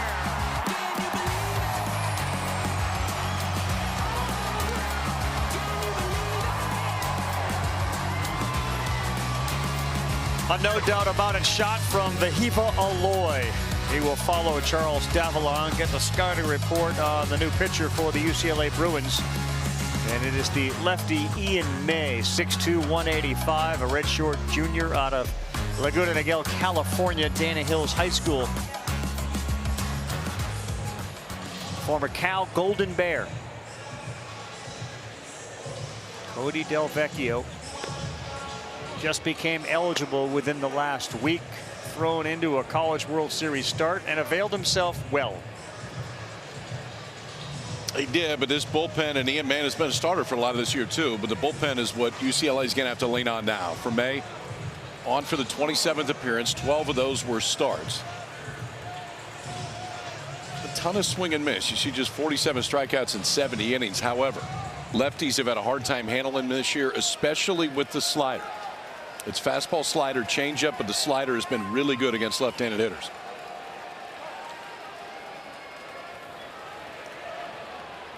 Two aboard, big spot in the bottom of the 5th, and the first one at Davalon misses out. May was one of the 6 different guys used by Savage earlier, and again, the Bruins had to come back and play LSU, finish their game. They played 6 innings today after the game was suspended last night. That was early this morning, 10 a.m. May will get the call on the corner. I found your place to get those no-hitter shirts, Rev, if you want them. Oh, you did? Yep, just DiGiorgio's tent right over there. Right over there is always good. Head that way. Just head towards the Blatt, keep walking, go in where the mattress factory is, find DiGiorgio's tent, they'll set you up.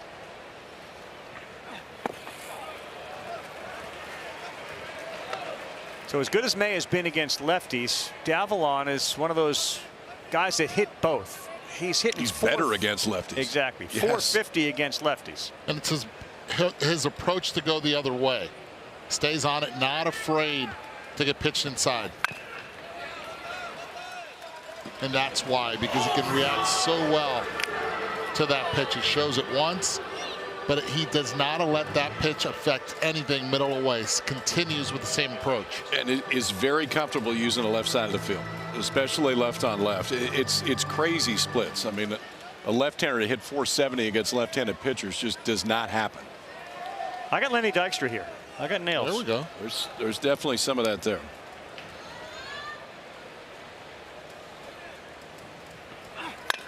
2-2, hard ground ball. Call, Chalowski, easy.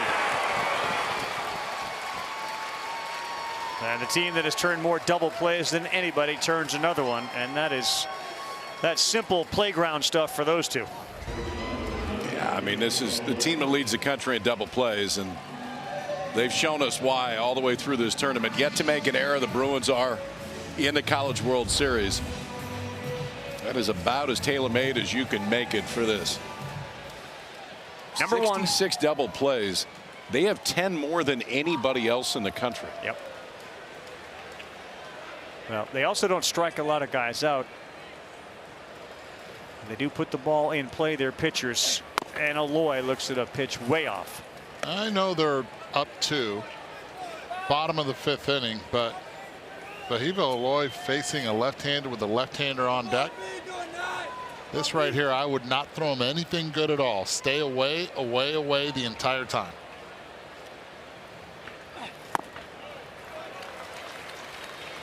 Might as well put 4 fingers up. The old school coach would kind of think along with you.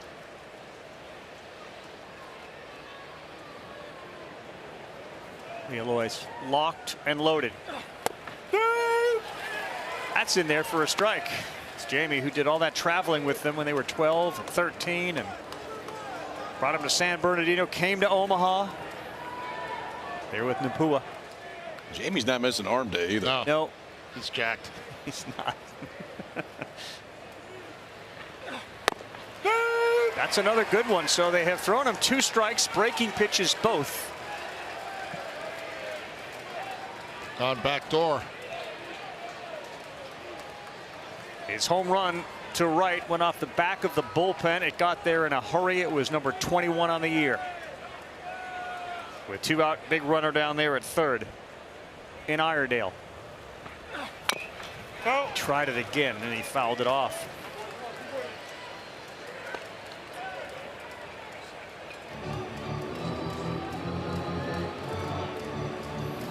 It's skill to be able to hit with 2 strikes. 7 for 19, 3 homers in the tournament.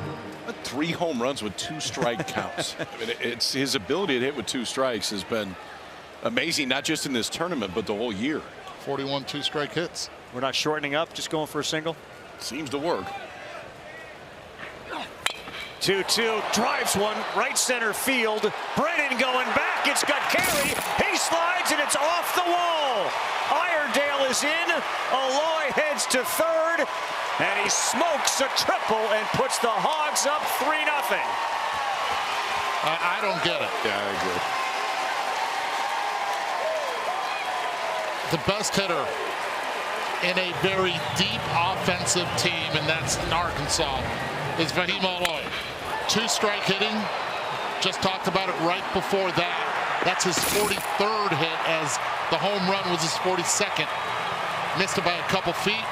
Fahima Aloy just making a statement here in this game why he is so highly touted. I'm going to tell you something, too. That is a changeup that is down off the plate. Way down. It was down. His ability to use the right side of the field. That's where the home run went earlier. And that is a home run anywhere else that he's playing right there. But a triple and a changeup that was a ball.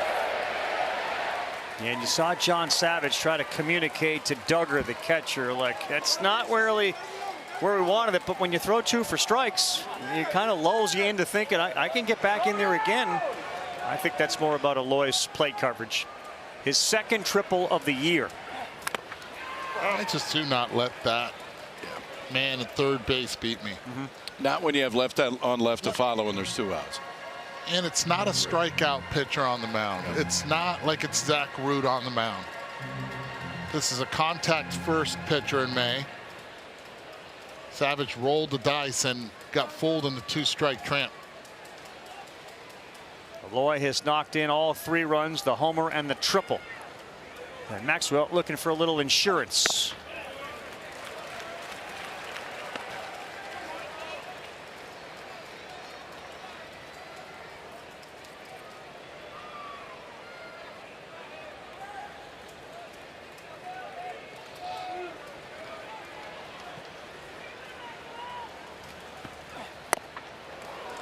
3 balls and a strike. Remember Christian Moore, SEMO from Tennessee, who is now up in the major leagues, hit that rocket out to center field over the wall with the wind blowing in. That was another liner, and that didn't miss being a homer by much. No, I mean, TrackMan said that ball should have gone 414. Just given the pace it came off the bat in the launch, there's enough wind blowing in, and to one of the biggest parts of the park, it didn't carry out. But that ball was touched.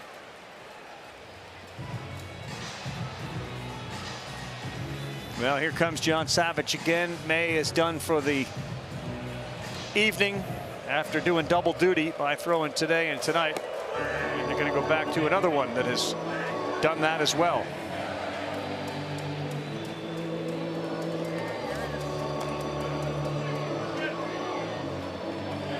Cal Randall, he of the high leg kick, is going to come in and try to make sure that the Hogs stay where they are. First and third. Take a look at how many inches this ball was off the ground when Vahiva Aloy took out the seldom used 4-iron and golfed it. He used his legs on this one. His ability to make hard contact with 2 strikes is special. And the ability for that ball to continue to spin, just missed it by maybe a foot. Yeah. Unbelievable power and great hand-eye coordination. That out. Yeah, drink them if you got them, people. The Men's College World Series is brought to you by Wendy's new, get after it, boys, Frosty flavors. Let me give you some options. Brownie, batter, frosty, caramel, strawberry, caramel crunch, the Dave O'Brien special OB Oreo brownie, and the Pop-Tart strawberry. Can we think about introducing the Pop-Tart cinnamon?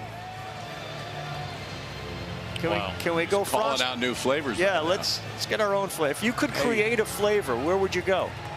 This is super boring, and I don't care. Just the normal Frosty. Old school was what I always. Vanilla? No, it's like a combo. A little bit of a combo between the two. Just an old school, real. Give me that. We can sprinkle some other stuff in. But Cal Randall's going to sprinkle a pretty good fastball in. We saw it earlier today. We'll see if that velocity could carry over right here. But he was up to 97 earlier today. That one is down. These boys knew this was a real possibility after they threw today. So many of them didn't throw a lot, 10, 12, 14 pitches. They knew they had a chance to come back tonight. Aloy is at third, Maxwell at first, Helfrich looks at another one down, and it's 2 balls and no strikes. To the big righty, Cal Randall.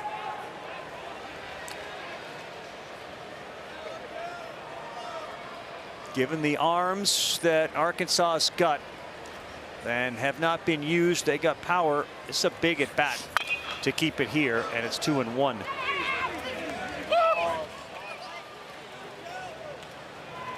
Misty and Callan got good seats for this one. We've seen a lot of different emotions from parents. Some are very stoic, others get big time into it.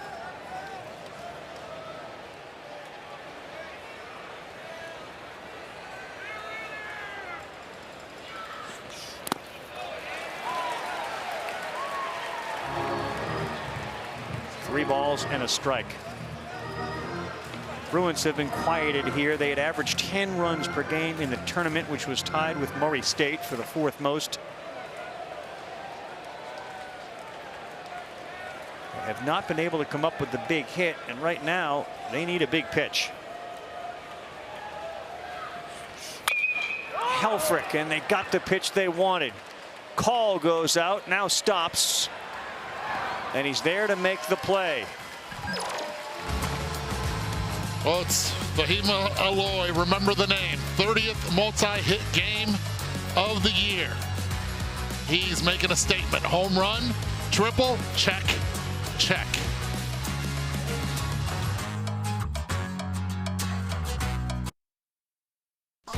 We've got a dugout full of a bunch of hungry and humble dogs.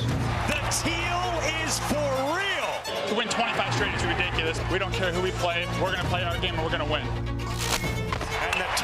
go to 2-0. Nobody's thinking about anything but winning. That's what you dream about, and that's why I want to win. Currently sitting in the driver's seat with their hands on the wheel. Not of that vehicle, but that's where they are in this College World Series tournament. The numbers back it up. You go 2-0 to start. The chances of winning increase beyond dramatically to win the whole thing. Coastal's been here twice, and they haven't lost yet in their trips to Omaha. They won the whole thing back in 16. Zach Root's night is over. And now it's a bullpen game, but what a bounce back for the Hogs. Zach Root, after what he did a couple nights ago, said to Van Horn, I want it, and he delivered. And now it's up to Aiden Jimenez and the rest of the bullpen.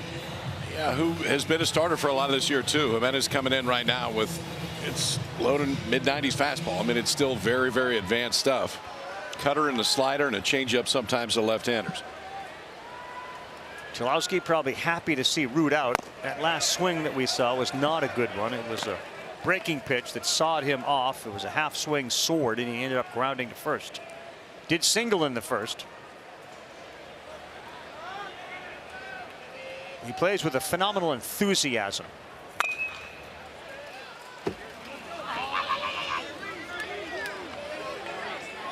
Well, he's seen a fair share of breaking pitches during this College World Series.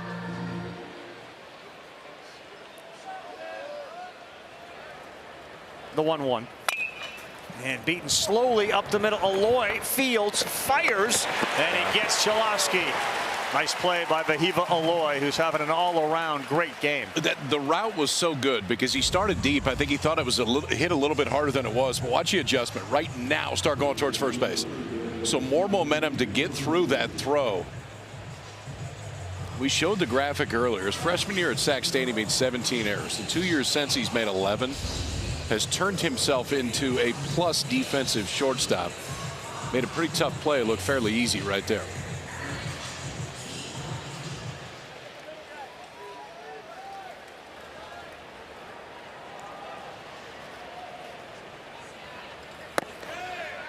Before this inning, UCLA assistant coach Bryant Ward got the hitters all together to go through the scouting report for Jimenez, but started it also with saying this: we don't have a huge mountain to climb back from. We have to think about it first of just winning this inning. After one out, LeVou swings and fouls one straight back.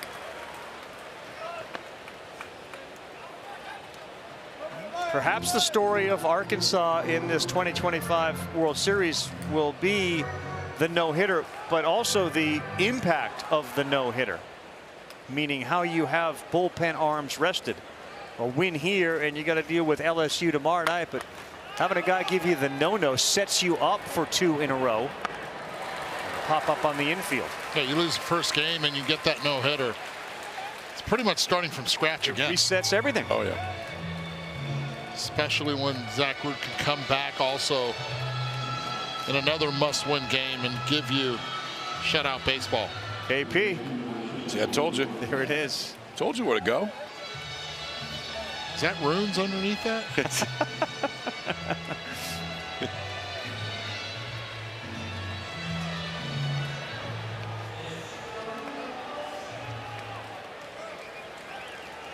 Runes was sporting the chapeau earlier today. He constantly looks like he's on a safari, covered up. But there is nobody better than Mike Rooney when it comes to this game. No, and he does not leave this place. And Runes is locked in for every pitch all the way through.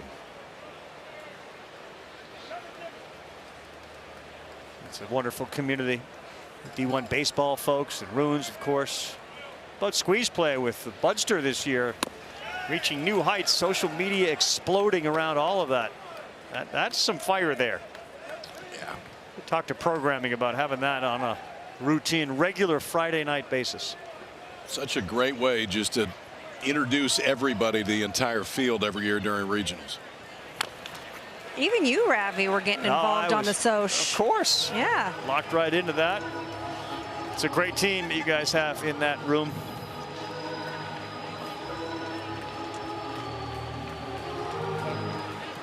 That's the connection between Squeeze and those that are out there watching. They got to know they have access to you folks in that studio and do a good job of putting up all those comments coming in via the Soch. 1-2 to Martin. That's called strike 3. Zach Root hands it over to Jimenez, and he locks it down. A 1-2-3 6th inning. Arkansas is pretty good out of the bullpen too now. Jimenez comes in, works a quick 1-2-3-6 with a strikeout to finish. Still 3-0 Hogs.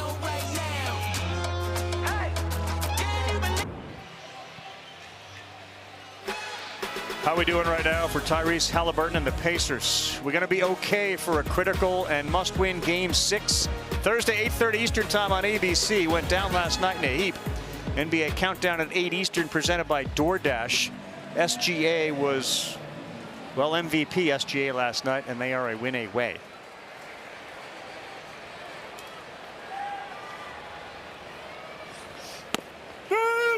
Strike poured into Cam Kojal as we start the bottom of the 6th inning. The home team leads it 3-0 thanks to 3 RBIs from Vahiva Aloy.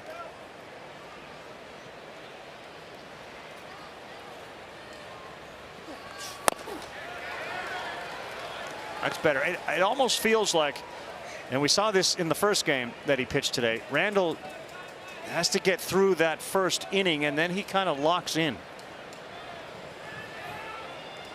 He's not light on stuff.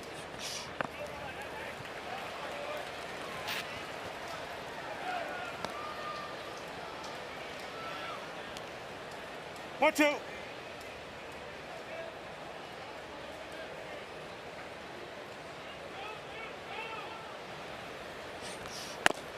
That's too far out.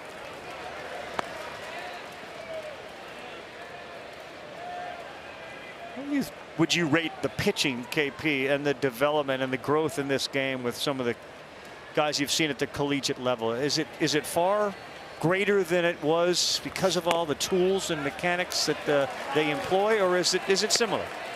Well, I think the velocity was more, for sure, because we've learned how to train velocity in the last 10 years better than ever.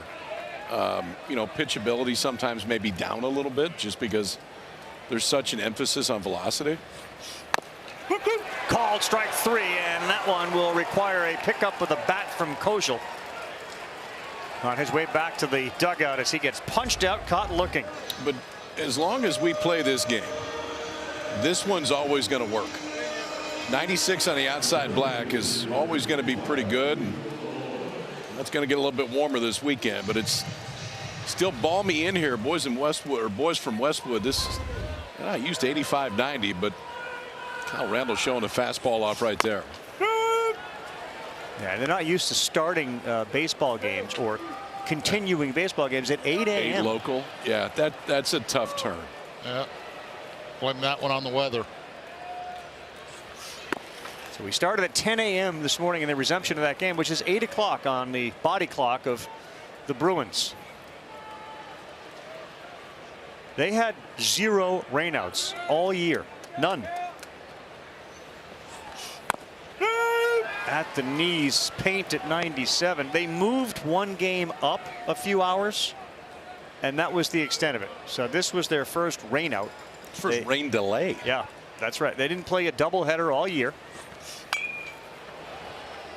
I'll tell you guys, to add to that conversation about the pitching, the 20 rounds now in the draft, the development, less teams also in minor leagues, creates more opportunities for kids to go to school, and the schools are really developing the pitchers at a high level. Ben talked about it some in the earlier game today. I mean, it's the reality is major league teams are taking more college players in the draft now than they ever have. Because of that, the development has gotten better. It's not just pitchers, all the way across the board, and they're getting them to the big leagues quicker. He's gone. Nasty pitch there again. 97 down and away, and it looks like Cal Randall has found it. We will have the Major League Baseball first round and a little more of the draft Sunday before the All-Star game in Atlanta. And many of the names of the guys that are here and certainly who have shined through the collegiate season will hear their names called It's one of our more enjoyable nights. You get Kylie McDaniel, you get Berkey out there. Nobody breaks down the draft. Nobody dives deeper into the draft than Chris Burke. Well, he's already well into it. I'm not surprised at all.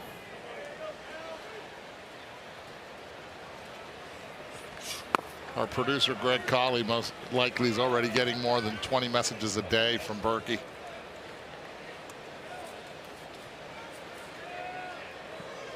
I'm just giving him 5. The 1-1. Hey.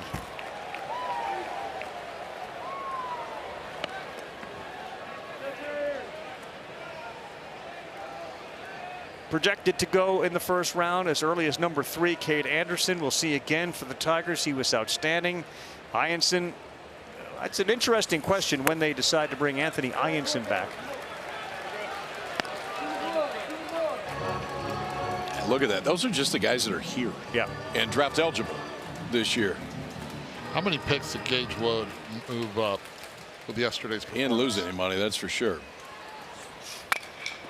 This ball is hit pretty well to left. It sends West shy of the track. He'll stop, come on, and make the play. Good inning by Cal Randall. Let there be a little light. Got dark, getting better. We go 7 here in Omaha.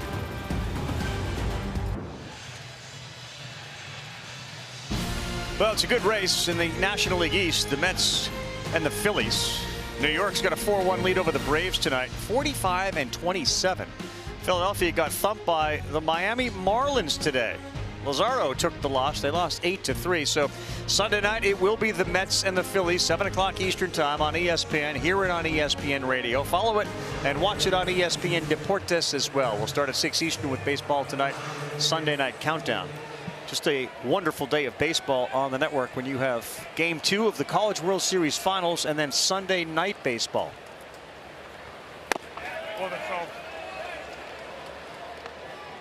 Big, big day. We love baseball. We'll have it Sunday with the Game 2 of the finals and then Sunday night baseball. Bruins in the 7th, 9 outs to go. Got to get a little something cooking here. Down 3, and Salgado sends one the other way, but it's going to get out of play.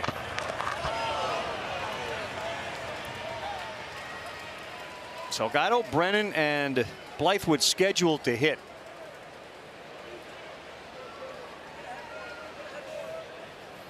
Brennan has cooled a little bit. He was 13 for 25 in the tournament.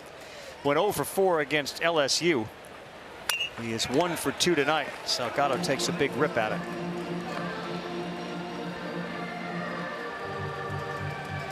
KP, I went over all those pitching performances against Arkansas. They've been here. They've been close. There was the play down the right field line in foul territory, of course.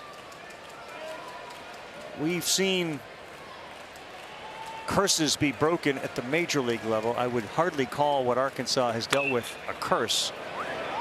But is it only a matter of time before they break through, given the talent they have? Feels that way, doesn't it? I mean, it's one of the top 3 or 4 programs that have never won a national championship. Dave Van Horn's had them here 8 times.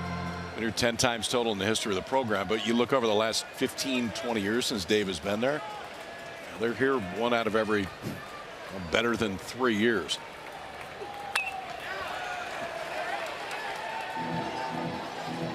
He definitely has a club that can do it. But whoever wins this is going to have their hands full because somebody would have to beat LSU twice to go to the finals. Yep.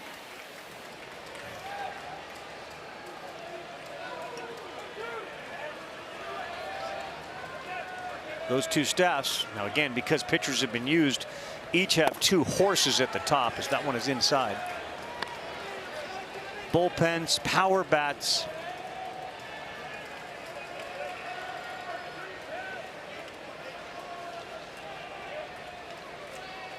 Arkansas went 1-2 against LSU in the regular season, and again, one of them was a 10-inning game that they ended up losing. Strike 3, and a tag is applied. Pretty darn good stuff Jimenez has there. He's thrown that cutter. He also has that little slider right there with a little bit more depth. Tough as a hitter to recognize late.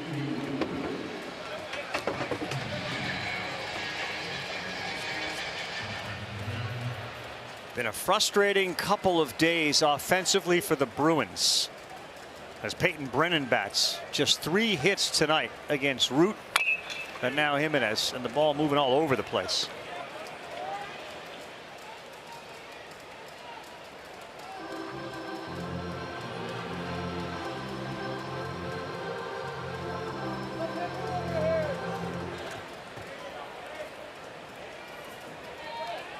"21 years Savage has been there." He says Cholowski may be the best player he's ever had there.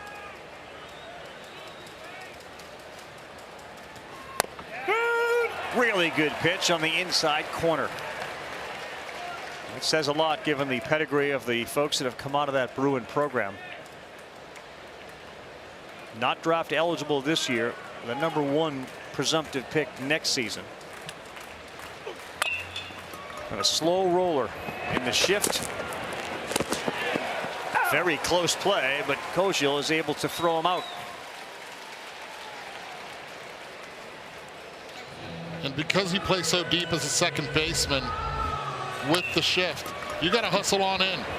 Got to get it, understand the speed of the runner, and Brennan, who can move pretty well as a center fielder, almost beats that one out. So they're going to go with a lefty, Aiden Espinosa, a .316 average, but very similar to Blythewood. Not many at-bats, just 19. He's got 6 hits in those 19, 1 double, the only extra base hit. As Jimenez tries to get through the 7th, and he dots the outside corner. Heart speed got to be pumping right now for Espinosa. Getting that bat in the College World Series.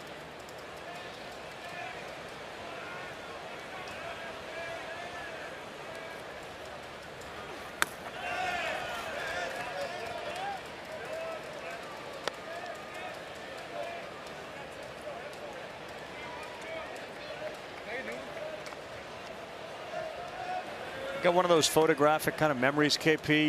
Your experience in Omaha, extra special because you were from Omaha, but he just touched on Espinosa batting for the first time in Omaha. Like, you have that memory, like you're never going to forget the field. Yeah. You were a major league pitcher, like different, right?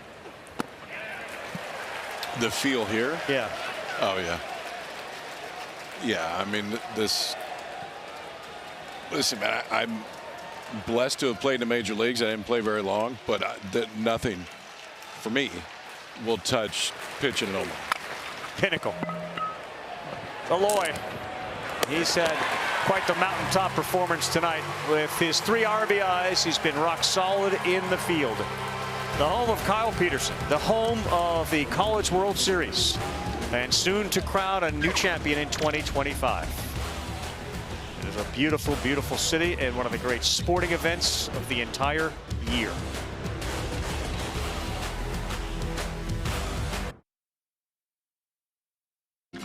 I mean, we go fishing all the time. We have a group chat, and there's like over 20 guys in it that like to go fishing on the team. Hiva, he's really good at fishing. Davalon is loud, but he's good. Mindel and Souza's a good fisherman. It's just something that kind of brings us all together. We have Lake Norm right behind the field, like to fish back there and spend time with each other.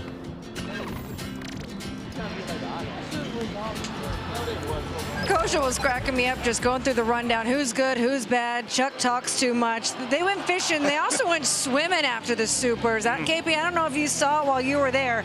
They all went to that pond right in the back of the field and celebrated by jumping in there. Coach was, you know, it's a little muddy in there. It's a little shallow. I don't know why we're doing backflips. It's a little stale, too.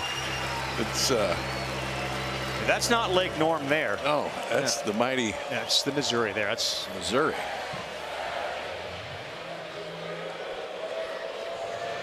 And I can see a coach wondering like what we're thinking there. Now we just won a Super, but we're gonna do this. Full send. And we were being, yes, sir. Oh man. No, that's clean. That's fine. You don't need to shower after that. We're good. Ducks, look at the Ducks scrambling away. Who is that? Is that wood? Is that Gage? No, it was Steel Eves that did it. Was it? Yeah. Oh, okay. It was cool. After they won the Super, they took the trophy up through the stands.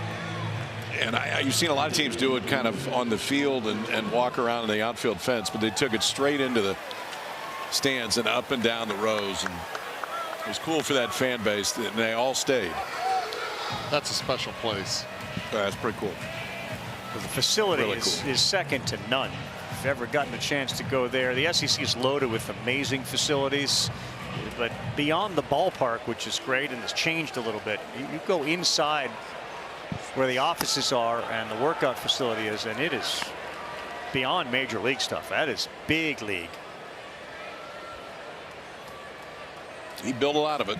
I mean, not with his own hands, but no, building you're right. a program along the way. I mean, they have 32, 34 suites that are all full, and Dave's got a pretty good looking office right now. Too, the one thing that's missing from that office and all those trophy cases, and it's very tangible when you go there because there are so many artifacts and trophies. It's that national championship trophy.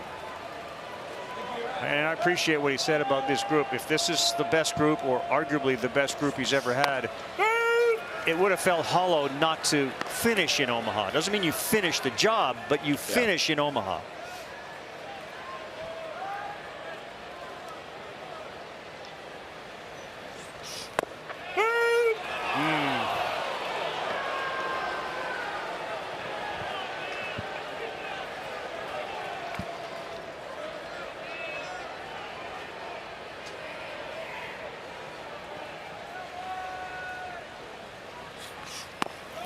Yep, Iredale will head to first. This is a kid that hadn't been home in about a year and a half, went to junior college.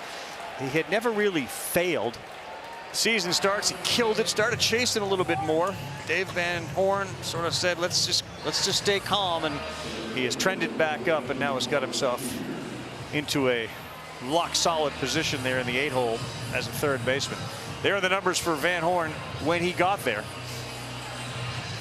2003 to the present, 21 appearances in the regionals, and that's 0 in the national title.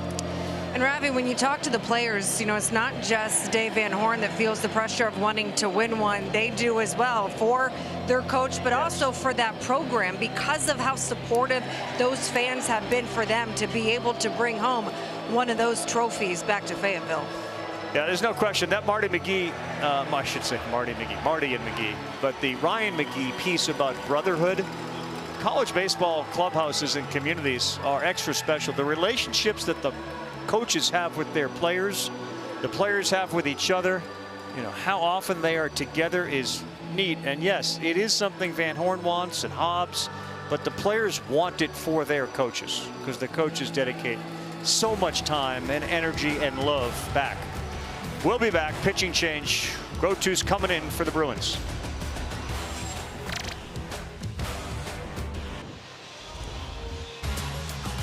We're back. It all happened in the first inning as the Bruins could not capitalize as the third out was made on an attempted steal of home.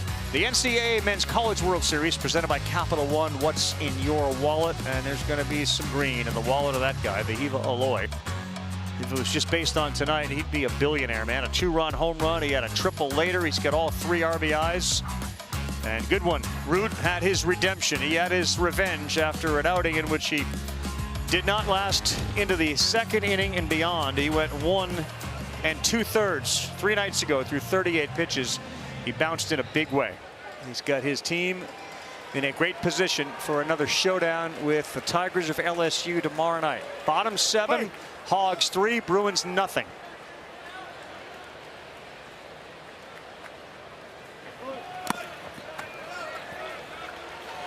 And ball down from Chris Grotus, the lefty on the mound now for UCLA out of Anaheim Hills, California.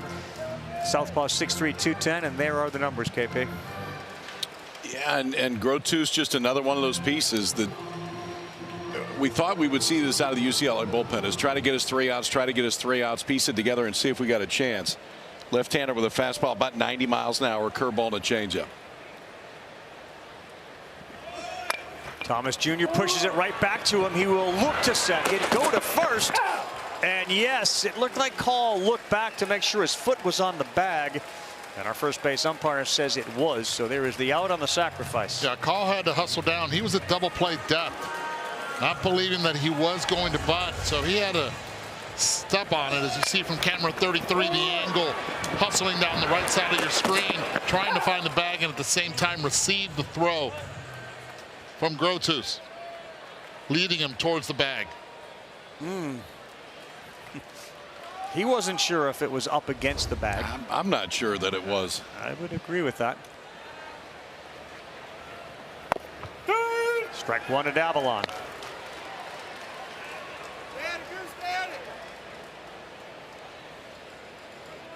Similar to the game that UCLA played earlier today against LSU, it was within reach until the very end.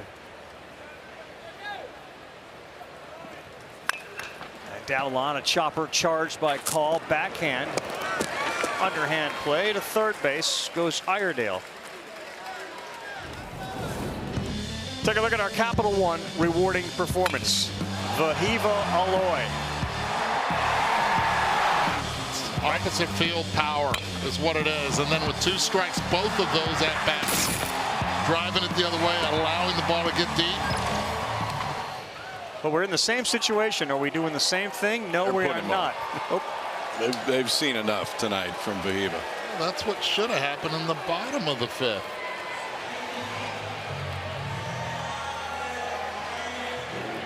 Famous saying that we knew, but we didn't know. It's our buddy Chris Berman, famous saying one night, looked at John Kruk on the Baseball Tonight set and said about a pitcher, I forget the name of the pitcher, but let's say Kyle Peterson. We knew, but we didn't know. Which led John Kruk to look at him and say, just what? What do I do with that? What did we know and what didn't we know? Take me to both places. It's beautiful. So pressure on Duggar behind the plate with Iredale down there at third. Aloy's got a lot of speed out there at first. He doesn't go anywhere, and that gets a piece of the corner.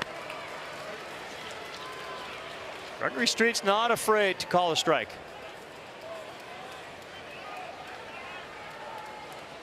He's riding him up, too.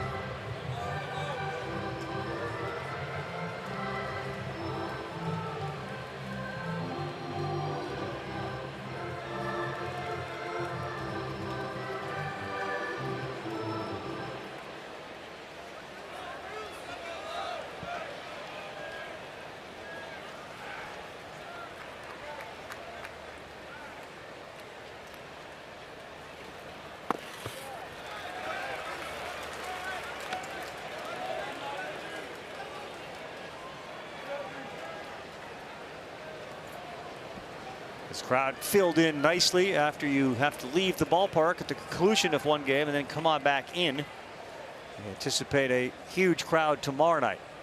The 1-1. Look out.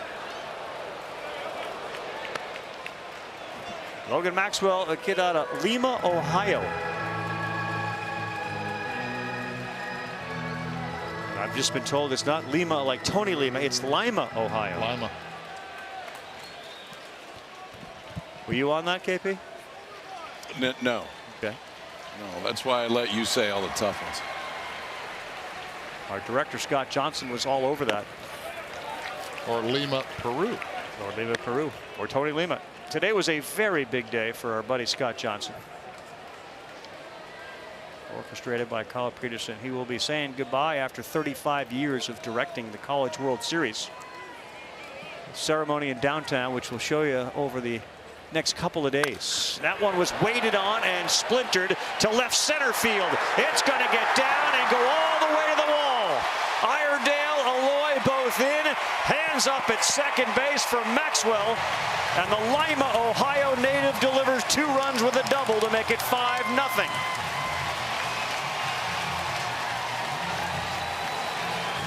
Oh, he'll make you pay. Allows the ball to get deep. Had seen that spinner before. This time eyes wide open, stays with it and drives it to left center field. staying behind it the entire way. In the gap. Driving 2 more for the Razorbacks. And it feels like the Bruins bus is starting to run out of gas, the way that the bullpen was required to be used earlier today and now tonight. If you look at what Arkansas has done today with Aloy going the opposite field, not once but twice, on the home run and then on the triple. The double right there, opposite field Maxwell. They're using the entire field, not trying to do too much, and that's been their success when it comes to slug here tonight. We got a new pitcher, Jack O'Connor. Welcome to the game. He's got a role. It's generally to pitch in the 7th inning. They're down 5-zip. Maxwell and company rolling along, setting up what looks like very much a rematch with LSU.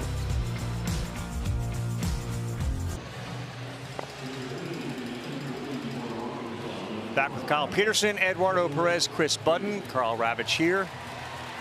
Oregon State and Arizona have both left the College World Series championship, and now the Bruins, the last chance for teams west of the Mississippi, and they are in big trouble, down 5-0. If there is a rematch, it's tomorrow night, 7 o'clock Eastern time, and Louisville's got to win tomorrow, otherwise Coastal Carolina moves into the finals. They are 2-0. Louisville with a big comeback today after giving up a lead. Jack O'Connor's the 7th inning guy for the Bruins, a sophomore. You see good numbers. Yeah, this is part of that bullpen that put up the big numbers this year. Fastball slider primarily for O'Connor. Fastball will sit right about 90.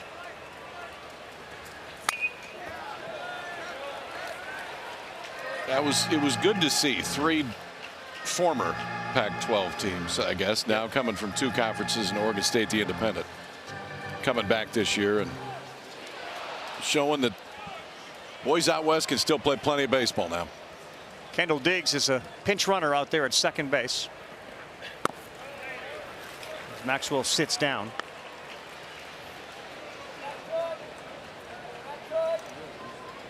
But it talks about the obvious of Gage Wood and the impact that the no-hitter is going to have on him.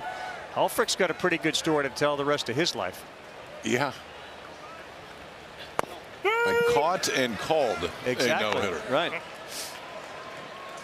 In college. Then the next day I tagged a guy out trying to steal home plate in the 1st inning and flipped the entire game. What else you want to know about me? I am Ryder Helfrich.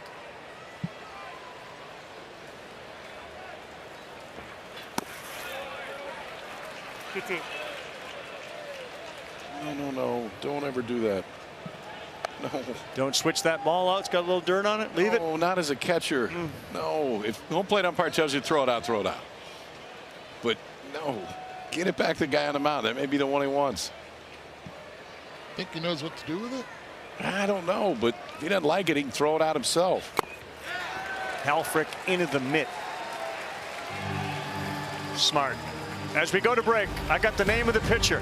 Chris Berman. Kyle Loesch. Oh. We knew, but we didn't know. Loesch.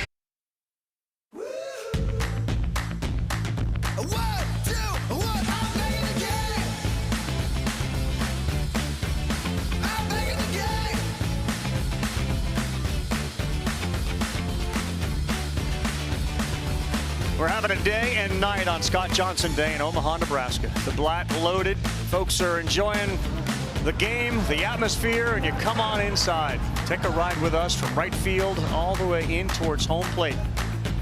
Charles Schwab has never looked so good, and we are anticipating a Final Four that will be fascinating. Jimenez deals in the 8th inning. The Bruins have not been able to muster much at all with 3 hits through the course of this game. The last one came in the 5th inning.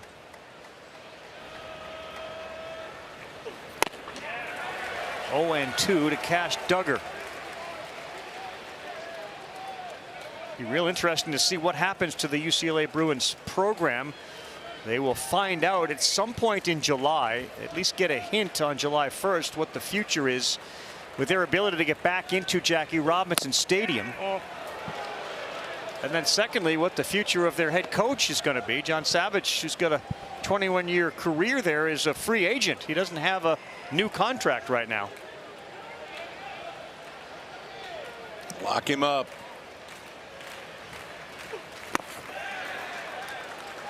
Think about the players that they have right now on that roster. Mostly sophomores. #1 recruiting class in 2023, and they are showing the fruits of that labor. Yeah, that's a great team next year. If they all stay together. And his pride is all in the development of the kids. Tries to get the homegrown in state. He gets them. He gets a lot of them. I mean, yesterday, 8 of the 9 in their offensive lineup, sophomores, all came out of that same class.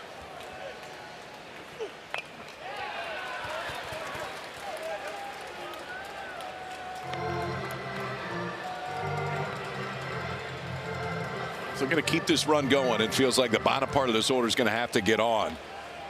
You start 8-9-1 right here and then see if the top can go to work.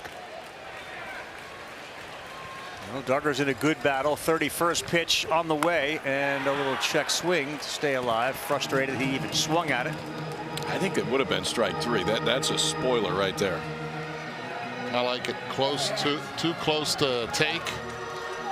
Just try to foul it off. He chokes up on the bat, spreads out, gets low.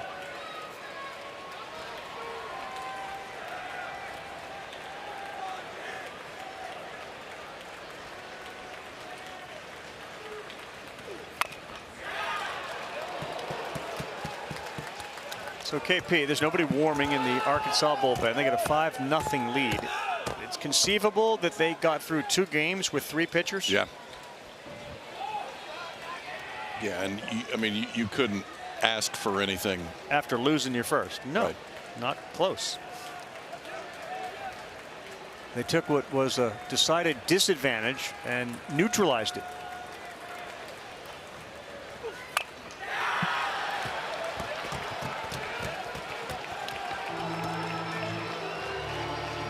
There we go. Knuckles, please. Let's go. We got a ball.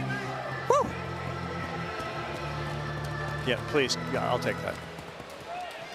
Tell you what, Duggar, after having struck out looking in the 2nd inning, he's not leaving anything to chance Gregory Street behind the plate. 10th pitch of the at-bat, and he did not go, and he worked a walk. It's the formula to try to get back in the game to get on base.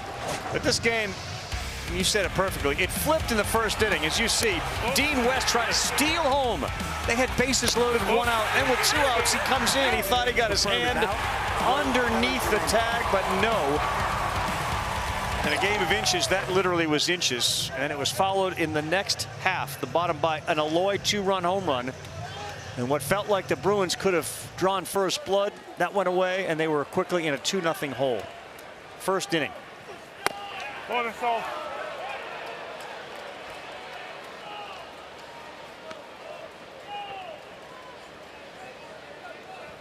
As soon as we said, you know, maybe 3 pitchers to get through 2 games, Arkansas, because of the walk, has got some activity out there.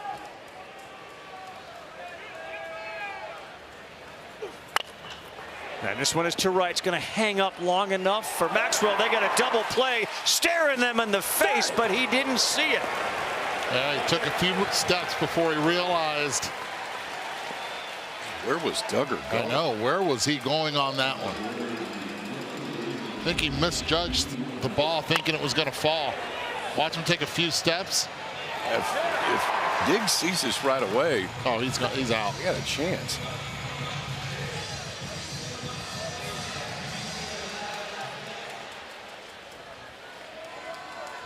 I think it surprised Kendall Diggs too. He was right in front of him. Maybe he didn't see him. I mean, he was so far towards second base. Well, his eyes went first to second base. Yeah.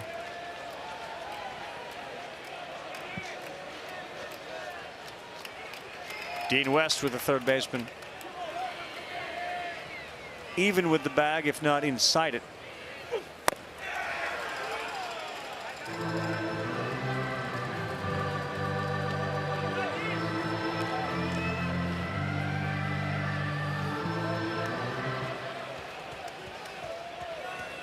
when you eliminate Cholowski's power threat and LeVou struggling a little bit, there's just not enough thump to overcome a 5-0 game, it doesn't feel like, because that threat of a homer is reduced by the ballpark. But when you don't have Cholowski swinging, and he's the kid with the 23 homers, and LeVou with 12, it's a real big ask, isn't it, for UCLA? It is, but you get Dean West on and you start thinking, okay, now we got a chance, because those two guys are coming up. And even though Cholowski hasn't had any extra base hits in the postseason, he can change it with one swing.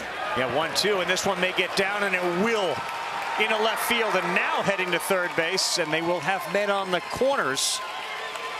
Is Duggar. Good piece of hitting by Dean West. Now, all around good piece of hitting, and Davalon also bringing and getting that ball in to the infield immediately, throwing it to the correct base, second base. Duggar gets the third on the hit.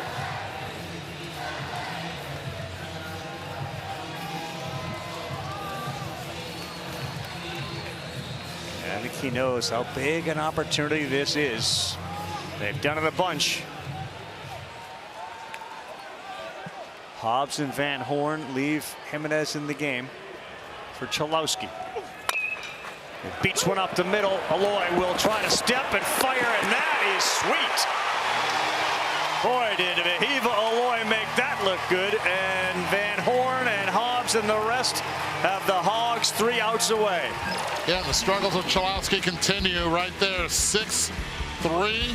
Double play. Arkansas getting out in another jam to continue the lead, 5-0.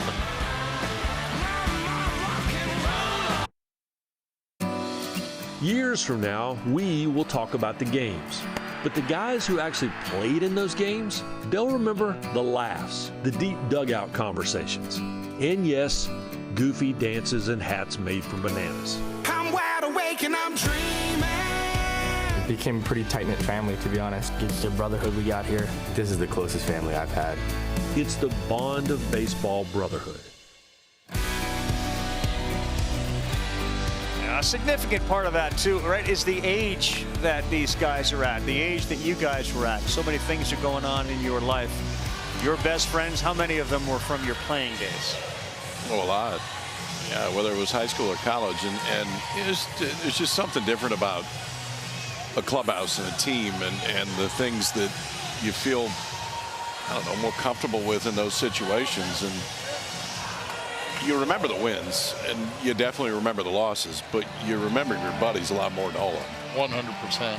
And then they're your buddies because they've seen you at your best and probably your worst. Oh, yeah. Like, you're authentic, you're vulnerable, you fail. And they're there to help pick you up, and they're certainly there to help share in all of your successes.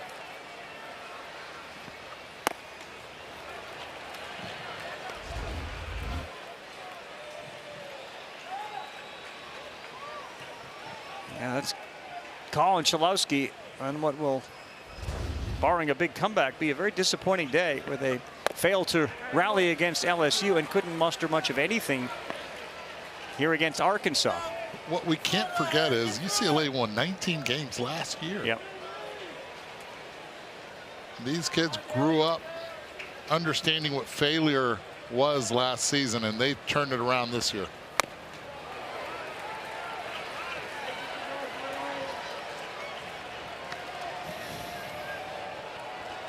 Justin Lee is now in, making his 30th appearance, the sophomore out of LA, 6'3", 200.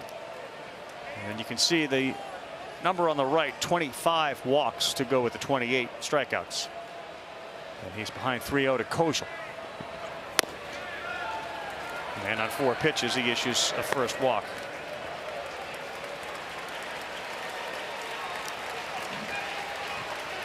Formula generally for Savage, even here, has been 7th inning O'Connor, 8th inning Souza, who pitched today, and the 9th inning Easton Hawk. It was curious that he brought Hawk in today.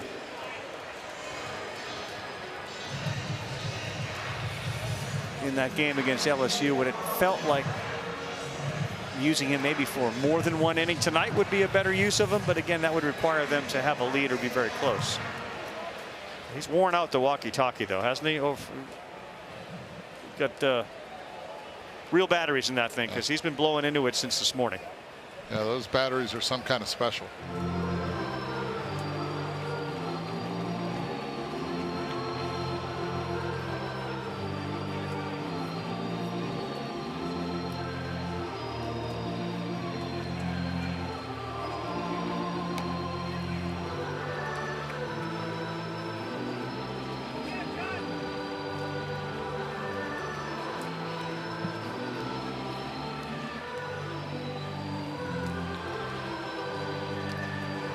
This is classic. John Savage? Oh, just all the above. Rod Chalowski came in, and then Cash Duggar went out there, and Greg Street told Rod Chalowski to leave probably 3 or 4 times. He wouldn't leave. Then John's going to walk out slow and have a discussion, try to figure out what happened, just to make sure that bullpen's got a little bit more time to get ready. Total of 7 extra pitches right there just when he went out. I'm going. Yep, no, I'm going. Just give me a minute. I'm going.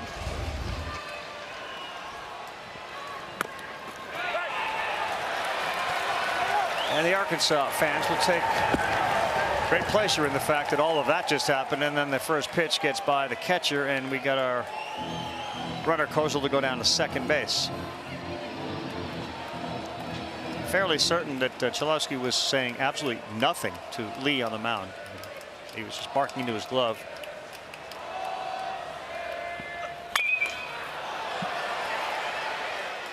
Into the sky.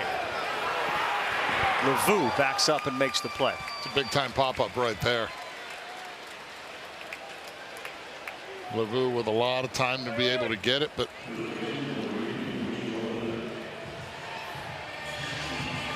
getting the first out, it's a big one. Big one for the young righty Lee on the mound. It's the first strike he threw, right? Yep, there were 4 balls. This guy's going to be a star. Reese Robinette, it feels like. There is power here, and he is living his best life wearing that Arkansas Razorback uniform. So grateful for the opportunity.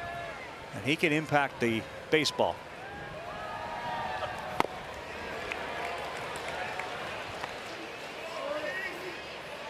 He had the solo home run off of Kate Anderson the other night. That was the only run that Arkansas put up.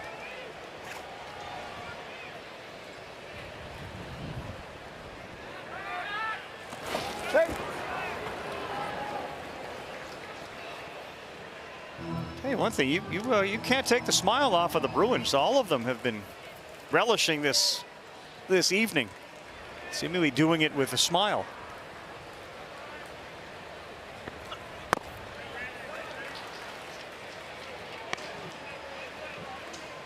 Chalowski's trying to make buddies with Kozel, goes in and starts talking to him, and then a pitch later tries to pick him off. He's trying to get him to feel comfortable.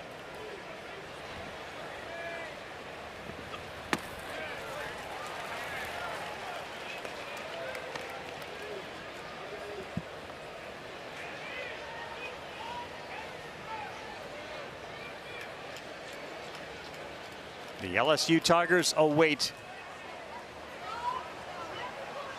There's a chance that they meet 3 times as Robinette hits this one hard on the ground. Bad hop, but Call will field and throw him out. It went right off the collar and up into his chest.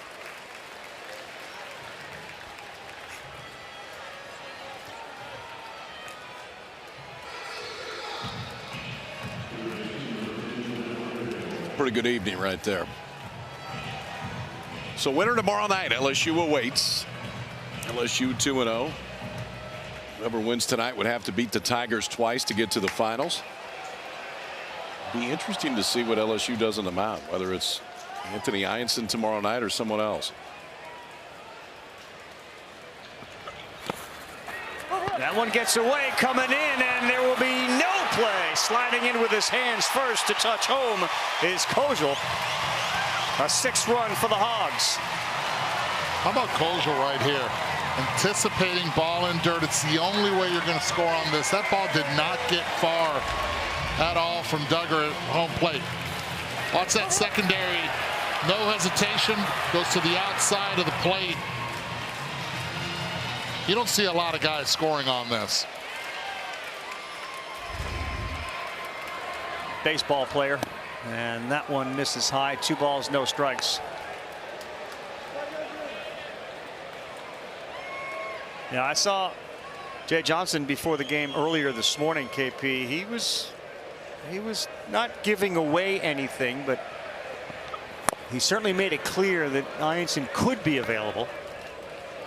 And he knew exactly the amount of pitches that he threw and what condition he was in. And he kind of said it with, it was only 40 something. Yeah, I don't think it would shock anybody if he's trotting out there tomorrow night.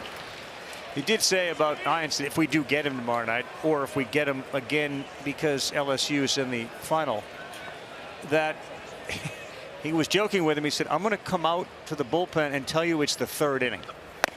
Because he has a bit of a bumpy ride in the first inning, and then he settles in. He did that last night. So he's trying to come up with a game plan, and that's not uncommon for pitchers. You know, that first inning can be a nightmare, and many a time you've wondered, is there a way we can convince that guy that it's the second inning already?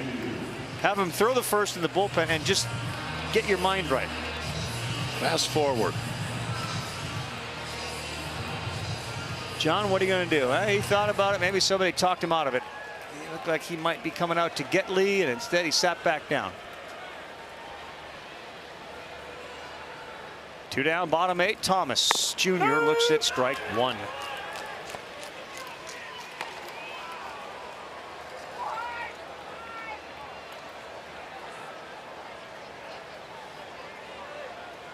Easton Hawk has been used earlier today in a situation unfamiliar to him in an effort to try to keep a game close. Down 5-zip. You give him another chance here just to throw.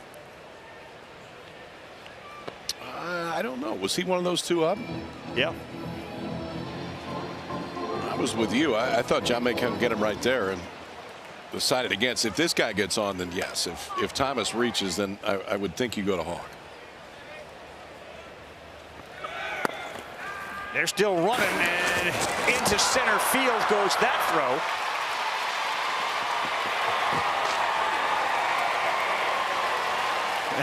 Iredale the third.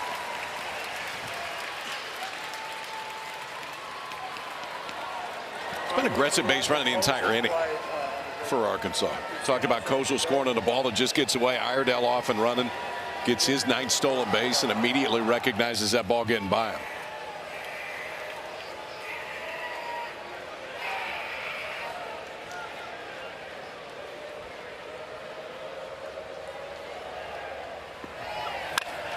That is smoked into left field. That's going to get down. It's going to plate the 7th run. And heading into second base, trying to leg out a double, standing up. Justin Thomas Jr., a weapon in the 9 spot. A single and a double tonight with that RBI. Oh, he showed his bat speed there. We've seen a lot of hard contact tonight from the Razorbacks. This one he just turned on it, fastball out over the plate. And I'm telling you, it is difficult sometimes to just stand there in the box when a pitcher is not really throwing a lot of strikes. And Thomas Jr. saw one right over the plate and did not miss it.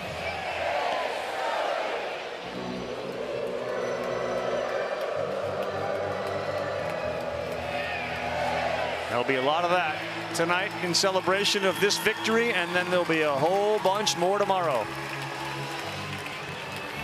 What is John Savage doing? Who's he calling from that pen? Is it going to be Hawk, the righty, or the lefty? It looks like it's going to be the lefty. We will not see Hawk. We will get Ryan Rhesus when we return to Omaha in a 7-0 blowout.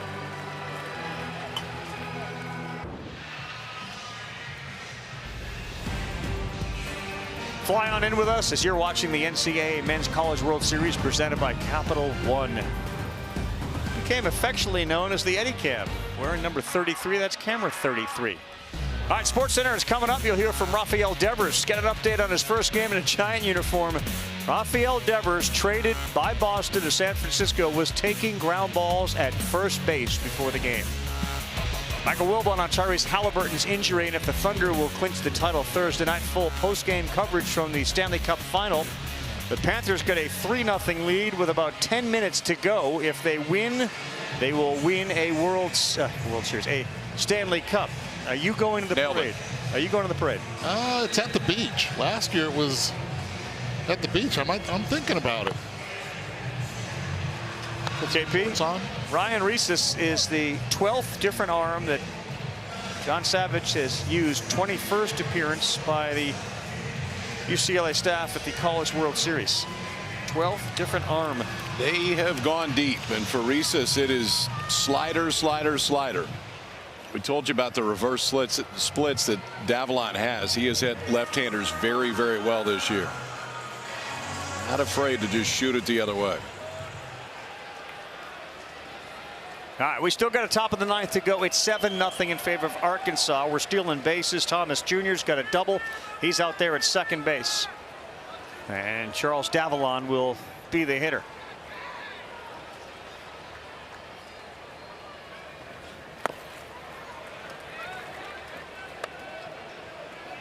You do wonder if the way the bullpen was used over the course of the entire season, if they just are on empty. Because as effective as they've been, they came in with arguably the best bullpen in college baseball, just numbers wise. It has not been effective at all here in Omaha. This one has popped up to Chalowski. He's there. That is the third out. We will go to the ninth inning. 3, 4, 5, 6, 7, 8, 9, 1, 2. They need them all. They are down by a touchdown.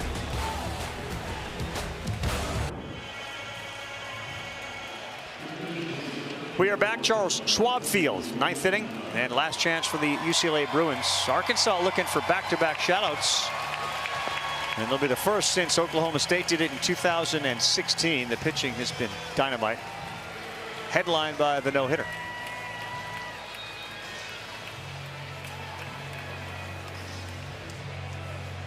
The Waves did it in 1992. Oregon State was part of their championship run in 06. The Horns of Texas in 14. The Cowboys in 2016. The no-hitter from that guy right there, followed up by a terrific pitching start tonight from Zach Root. And now Will McIntyre is on, trying to close this thing out. I think Arkansas has shown you tonight why they are built to be a team that could come back through a loser's bracket, and its depth of pitching, and Will McIntyre is a part of that. How about 28 strikeouts and just 3 walks in 24 1/3, just a part of this very deep Arkansas bullpen.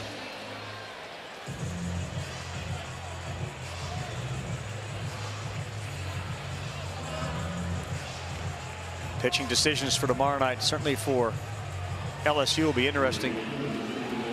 Again, you got to beat them twice in order to knock them out. They're sitting there at 2-0. They can lose tomorrow night, play again the next night, and go on to the finals.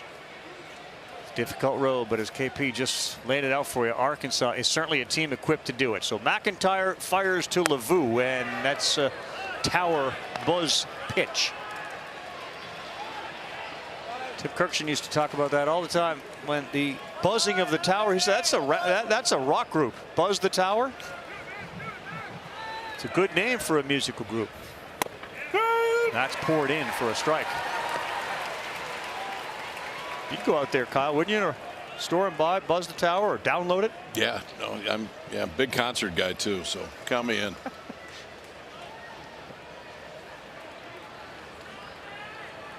Can see you up there flip-flopping around, watching that band down below, probably in a suite, checking out Buzz the Tower. What's the last concert you went to?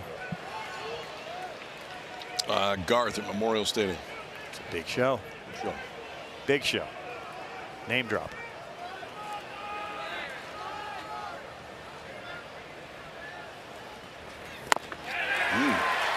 Good pitch from McIntyre at 82 miles an hour, and LeVou at 2-2. Yeah, that's his best. It's cutter, slider, call it whatever you want. They can add depth to it like he did right there, and I just see it again.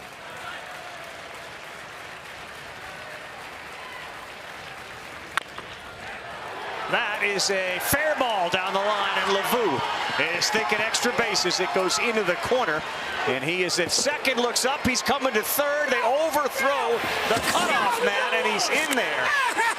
If they hit the cutoff man, he is likely going to be thrown out, but it was overthrown. That's put your hands a triple. on him and help him up.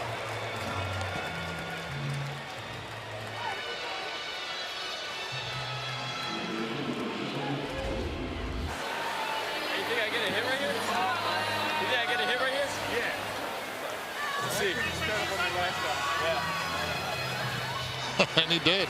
Second triple of the season for LeVou. You think he was going to stop at second, and he's like, no, I want a crooked number there as well in that column. Duke can hit, man. Second in the country in RBIs. Gets the Bruins started here in the 9th.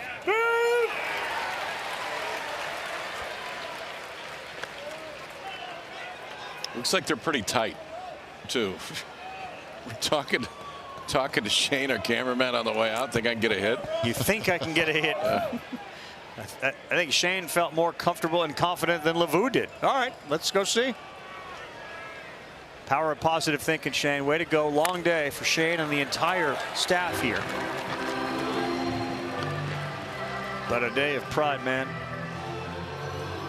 Celebrating Scotty Johnson Day in Omaha, Nebraska. The director of 35 years and all his people recognize the role that Scott has played in all of our lives.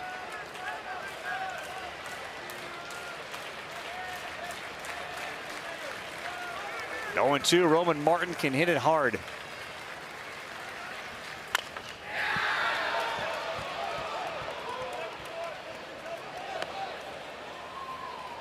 Did they make Scotty like a resident of Omaha or something today? They're going to make him pay taxes on the way out. Honorary Omaha resident. Big day for Scotty. What does that get you? I don't know. I haven't heard of that one. I mean, he's tapped into every restaurant and golf course in the entire state of Nebraska, let alone Omaha.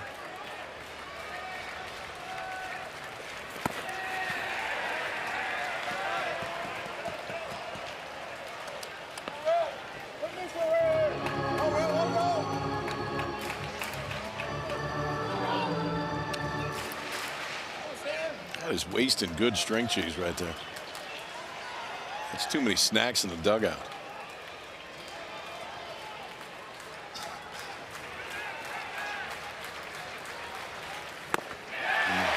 McIntyre 84 and filthy as Martin is gone. 1 down in the 9th. Well, and you know Will McIntyre doesn't want to be the guy to give one up either. When you go potential back-to-back shutouts, LeVou starts it off with a leadoff triple and then the strikeout right there on the breaking ball to Martin.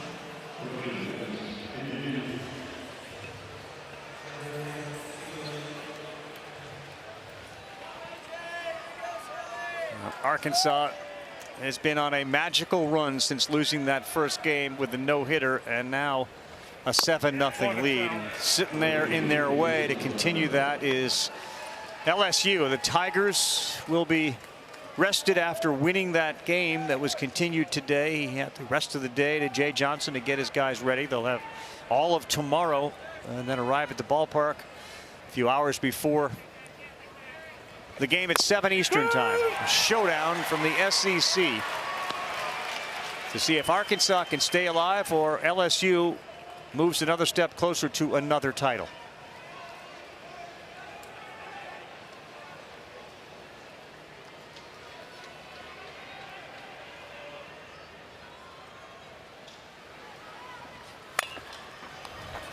And that is a fair ball, and it goes under the glove of Iredale. It was spinning all over the place, and now as he retrieves it, he fires to second, and it got close, but the ball was dropped. So Salgado will be at second. The Bruins break that shutout. They're on the board. You talk about a cue ball. Yeah, not afraid to take the extra base. Now down 6. Exit velocity 49 miles per hour with serious spin.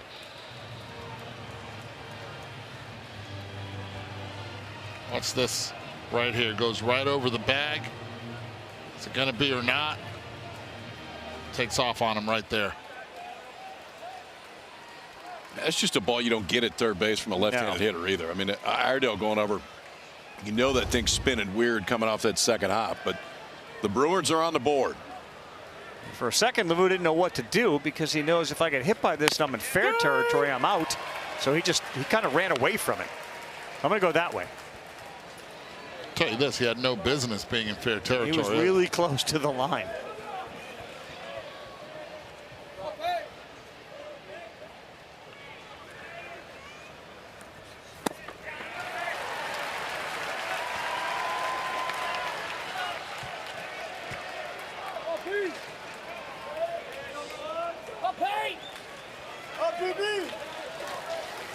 So maybe not such a waste of the string cheese, KP. Maybe not. We got to run. Should have gone to it earlier.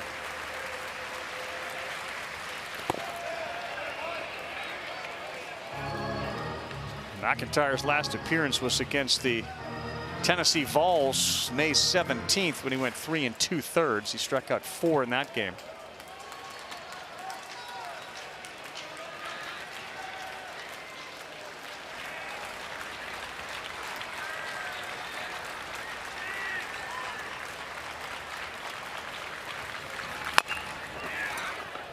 McIntyre's going to have to field quickly and throw, and he throws it away.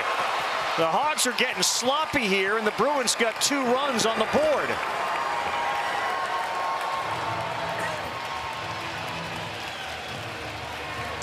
I would think you're going to get a mound visit about right now. Just to come out and maybe shake everybody up a little bit. Arkansas giving UCLA hope right now, and I know there's still a ways to go, but ultimately you got a few of them in, a guy standing on second base, and I think this is a fairly direct conversation. I mean, it's a tough play, don't get me wrong. I don't think he was going to get him either way.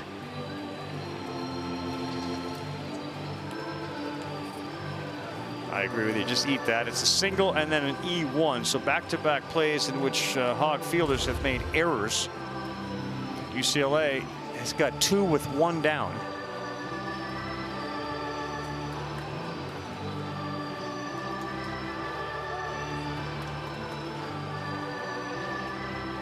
That looked to be a conversation to everyone that was there for Matt Hobbs. Just settle down, boys.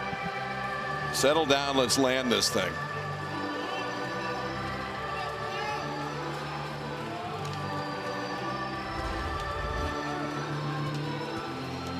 You were right. Look at that. See, that guy told me I was going to get a hit.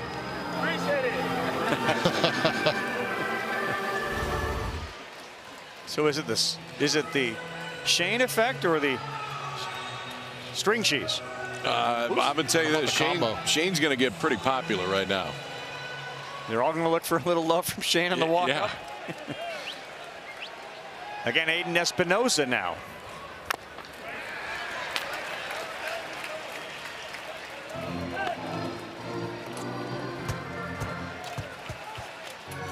Did you have one of those that you remember? The superstition, KP, Eduardo? Any? I'm Latin. I have a lot of superstitions. A lot of them. I still do.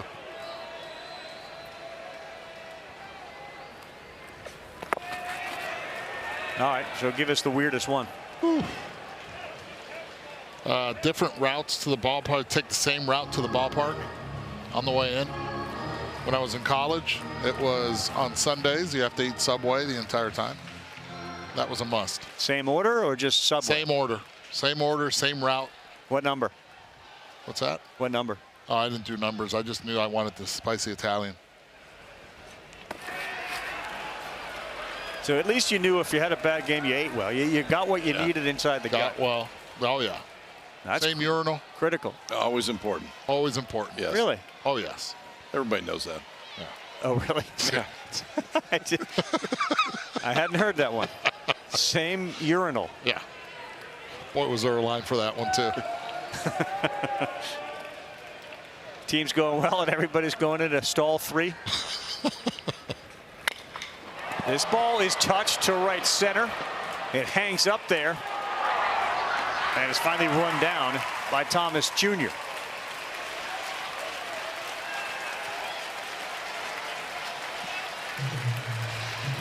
So Aiden Thomas flies out to center and they are an out away.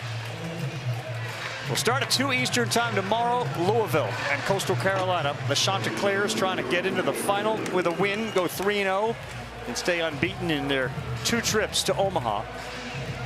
And McDonald's Cardinal, they were in a battle tonight and they ended up squeaking it out. They live to fight another day. Cash Duggar, the catcher, last chance.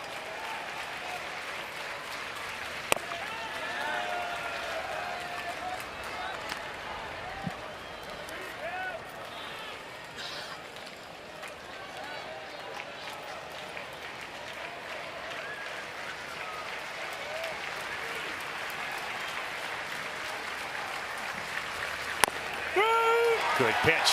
1 ball, 1 strike. And the brackets were released, and you saw Arkansas and LSU in the same bracket with their seeds. It felt like there was a chance, a good chance, that they could meet multiple times on the road to the finals. And we are 1 out away from seeing their second meeting. And now we're 1 strike away.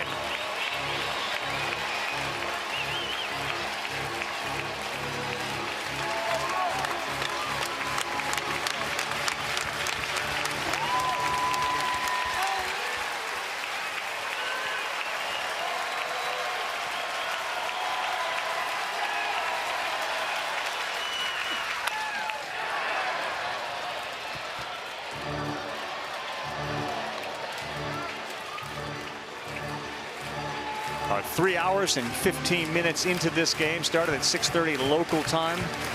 About 10 minutes at 10. And that guy right there was the hero of the night.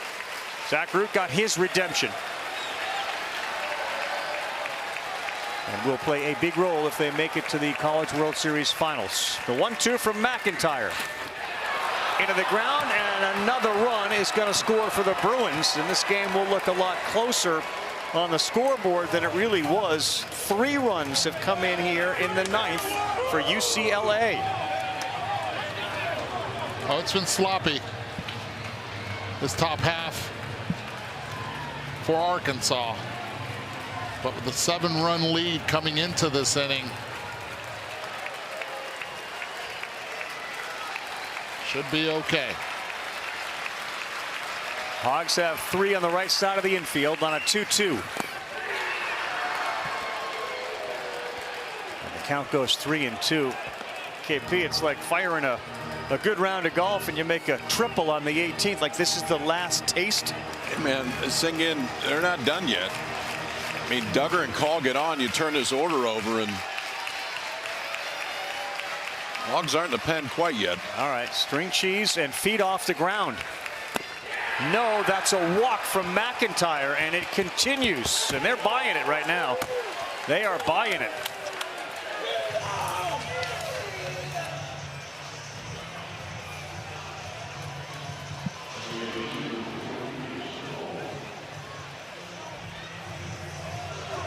Call reaches right here and things start to get really interesting. Because I know that Chalowski has been quiet, but if he gets to the plate, he would be the tying run. Not much sleep for the Bruins, but they're keeping themselves awake right now in this top half.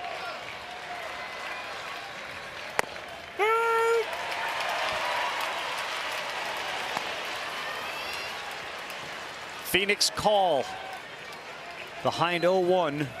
Will he be last call for the Bruins in this college baseball season, or will he continue it?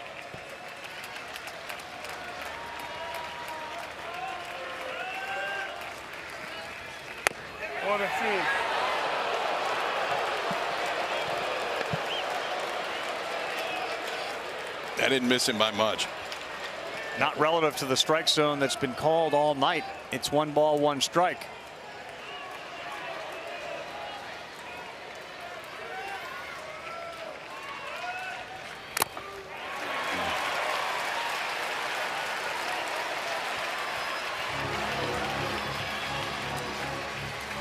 McIntyre about to throw his 32nd pitch of this inning.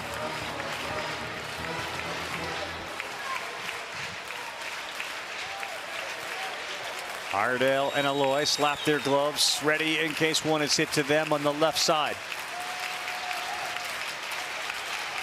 1-2 to the 9-hole hitter Call on the way. Stays alive by fouling it off. Well, they've been loose all night long, and that's probably helped them in this inning, and now they're as loose as they've been all night.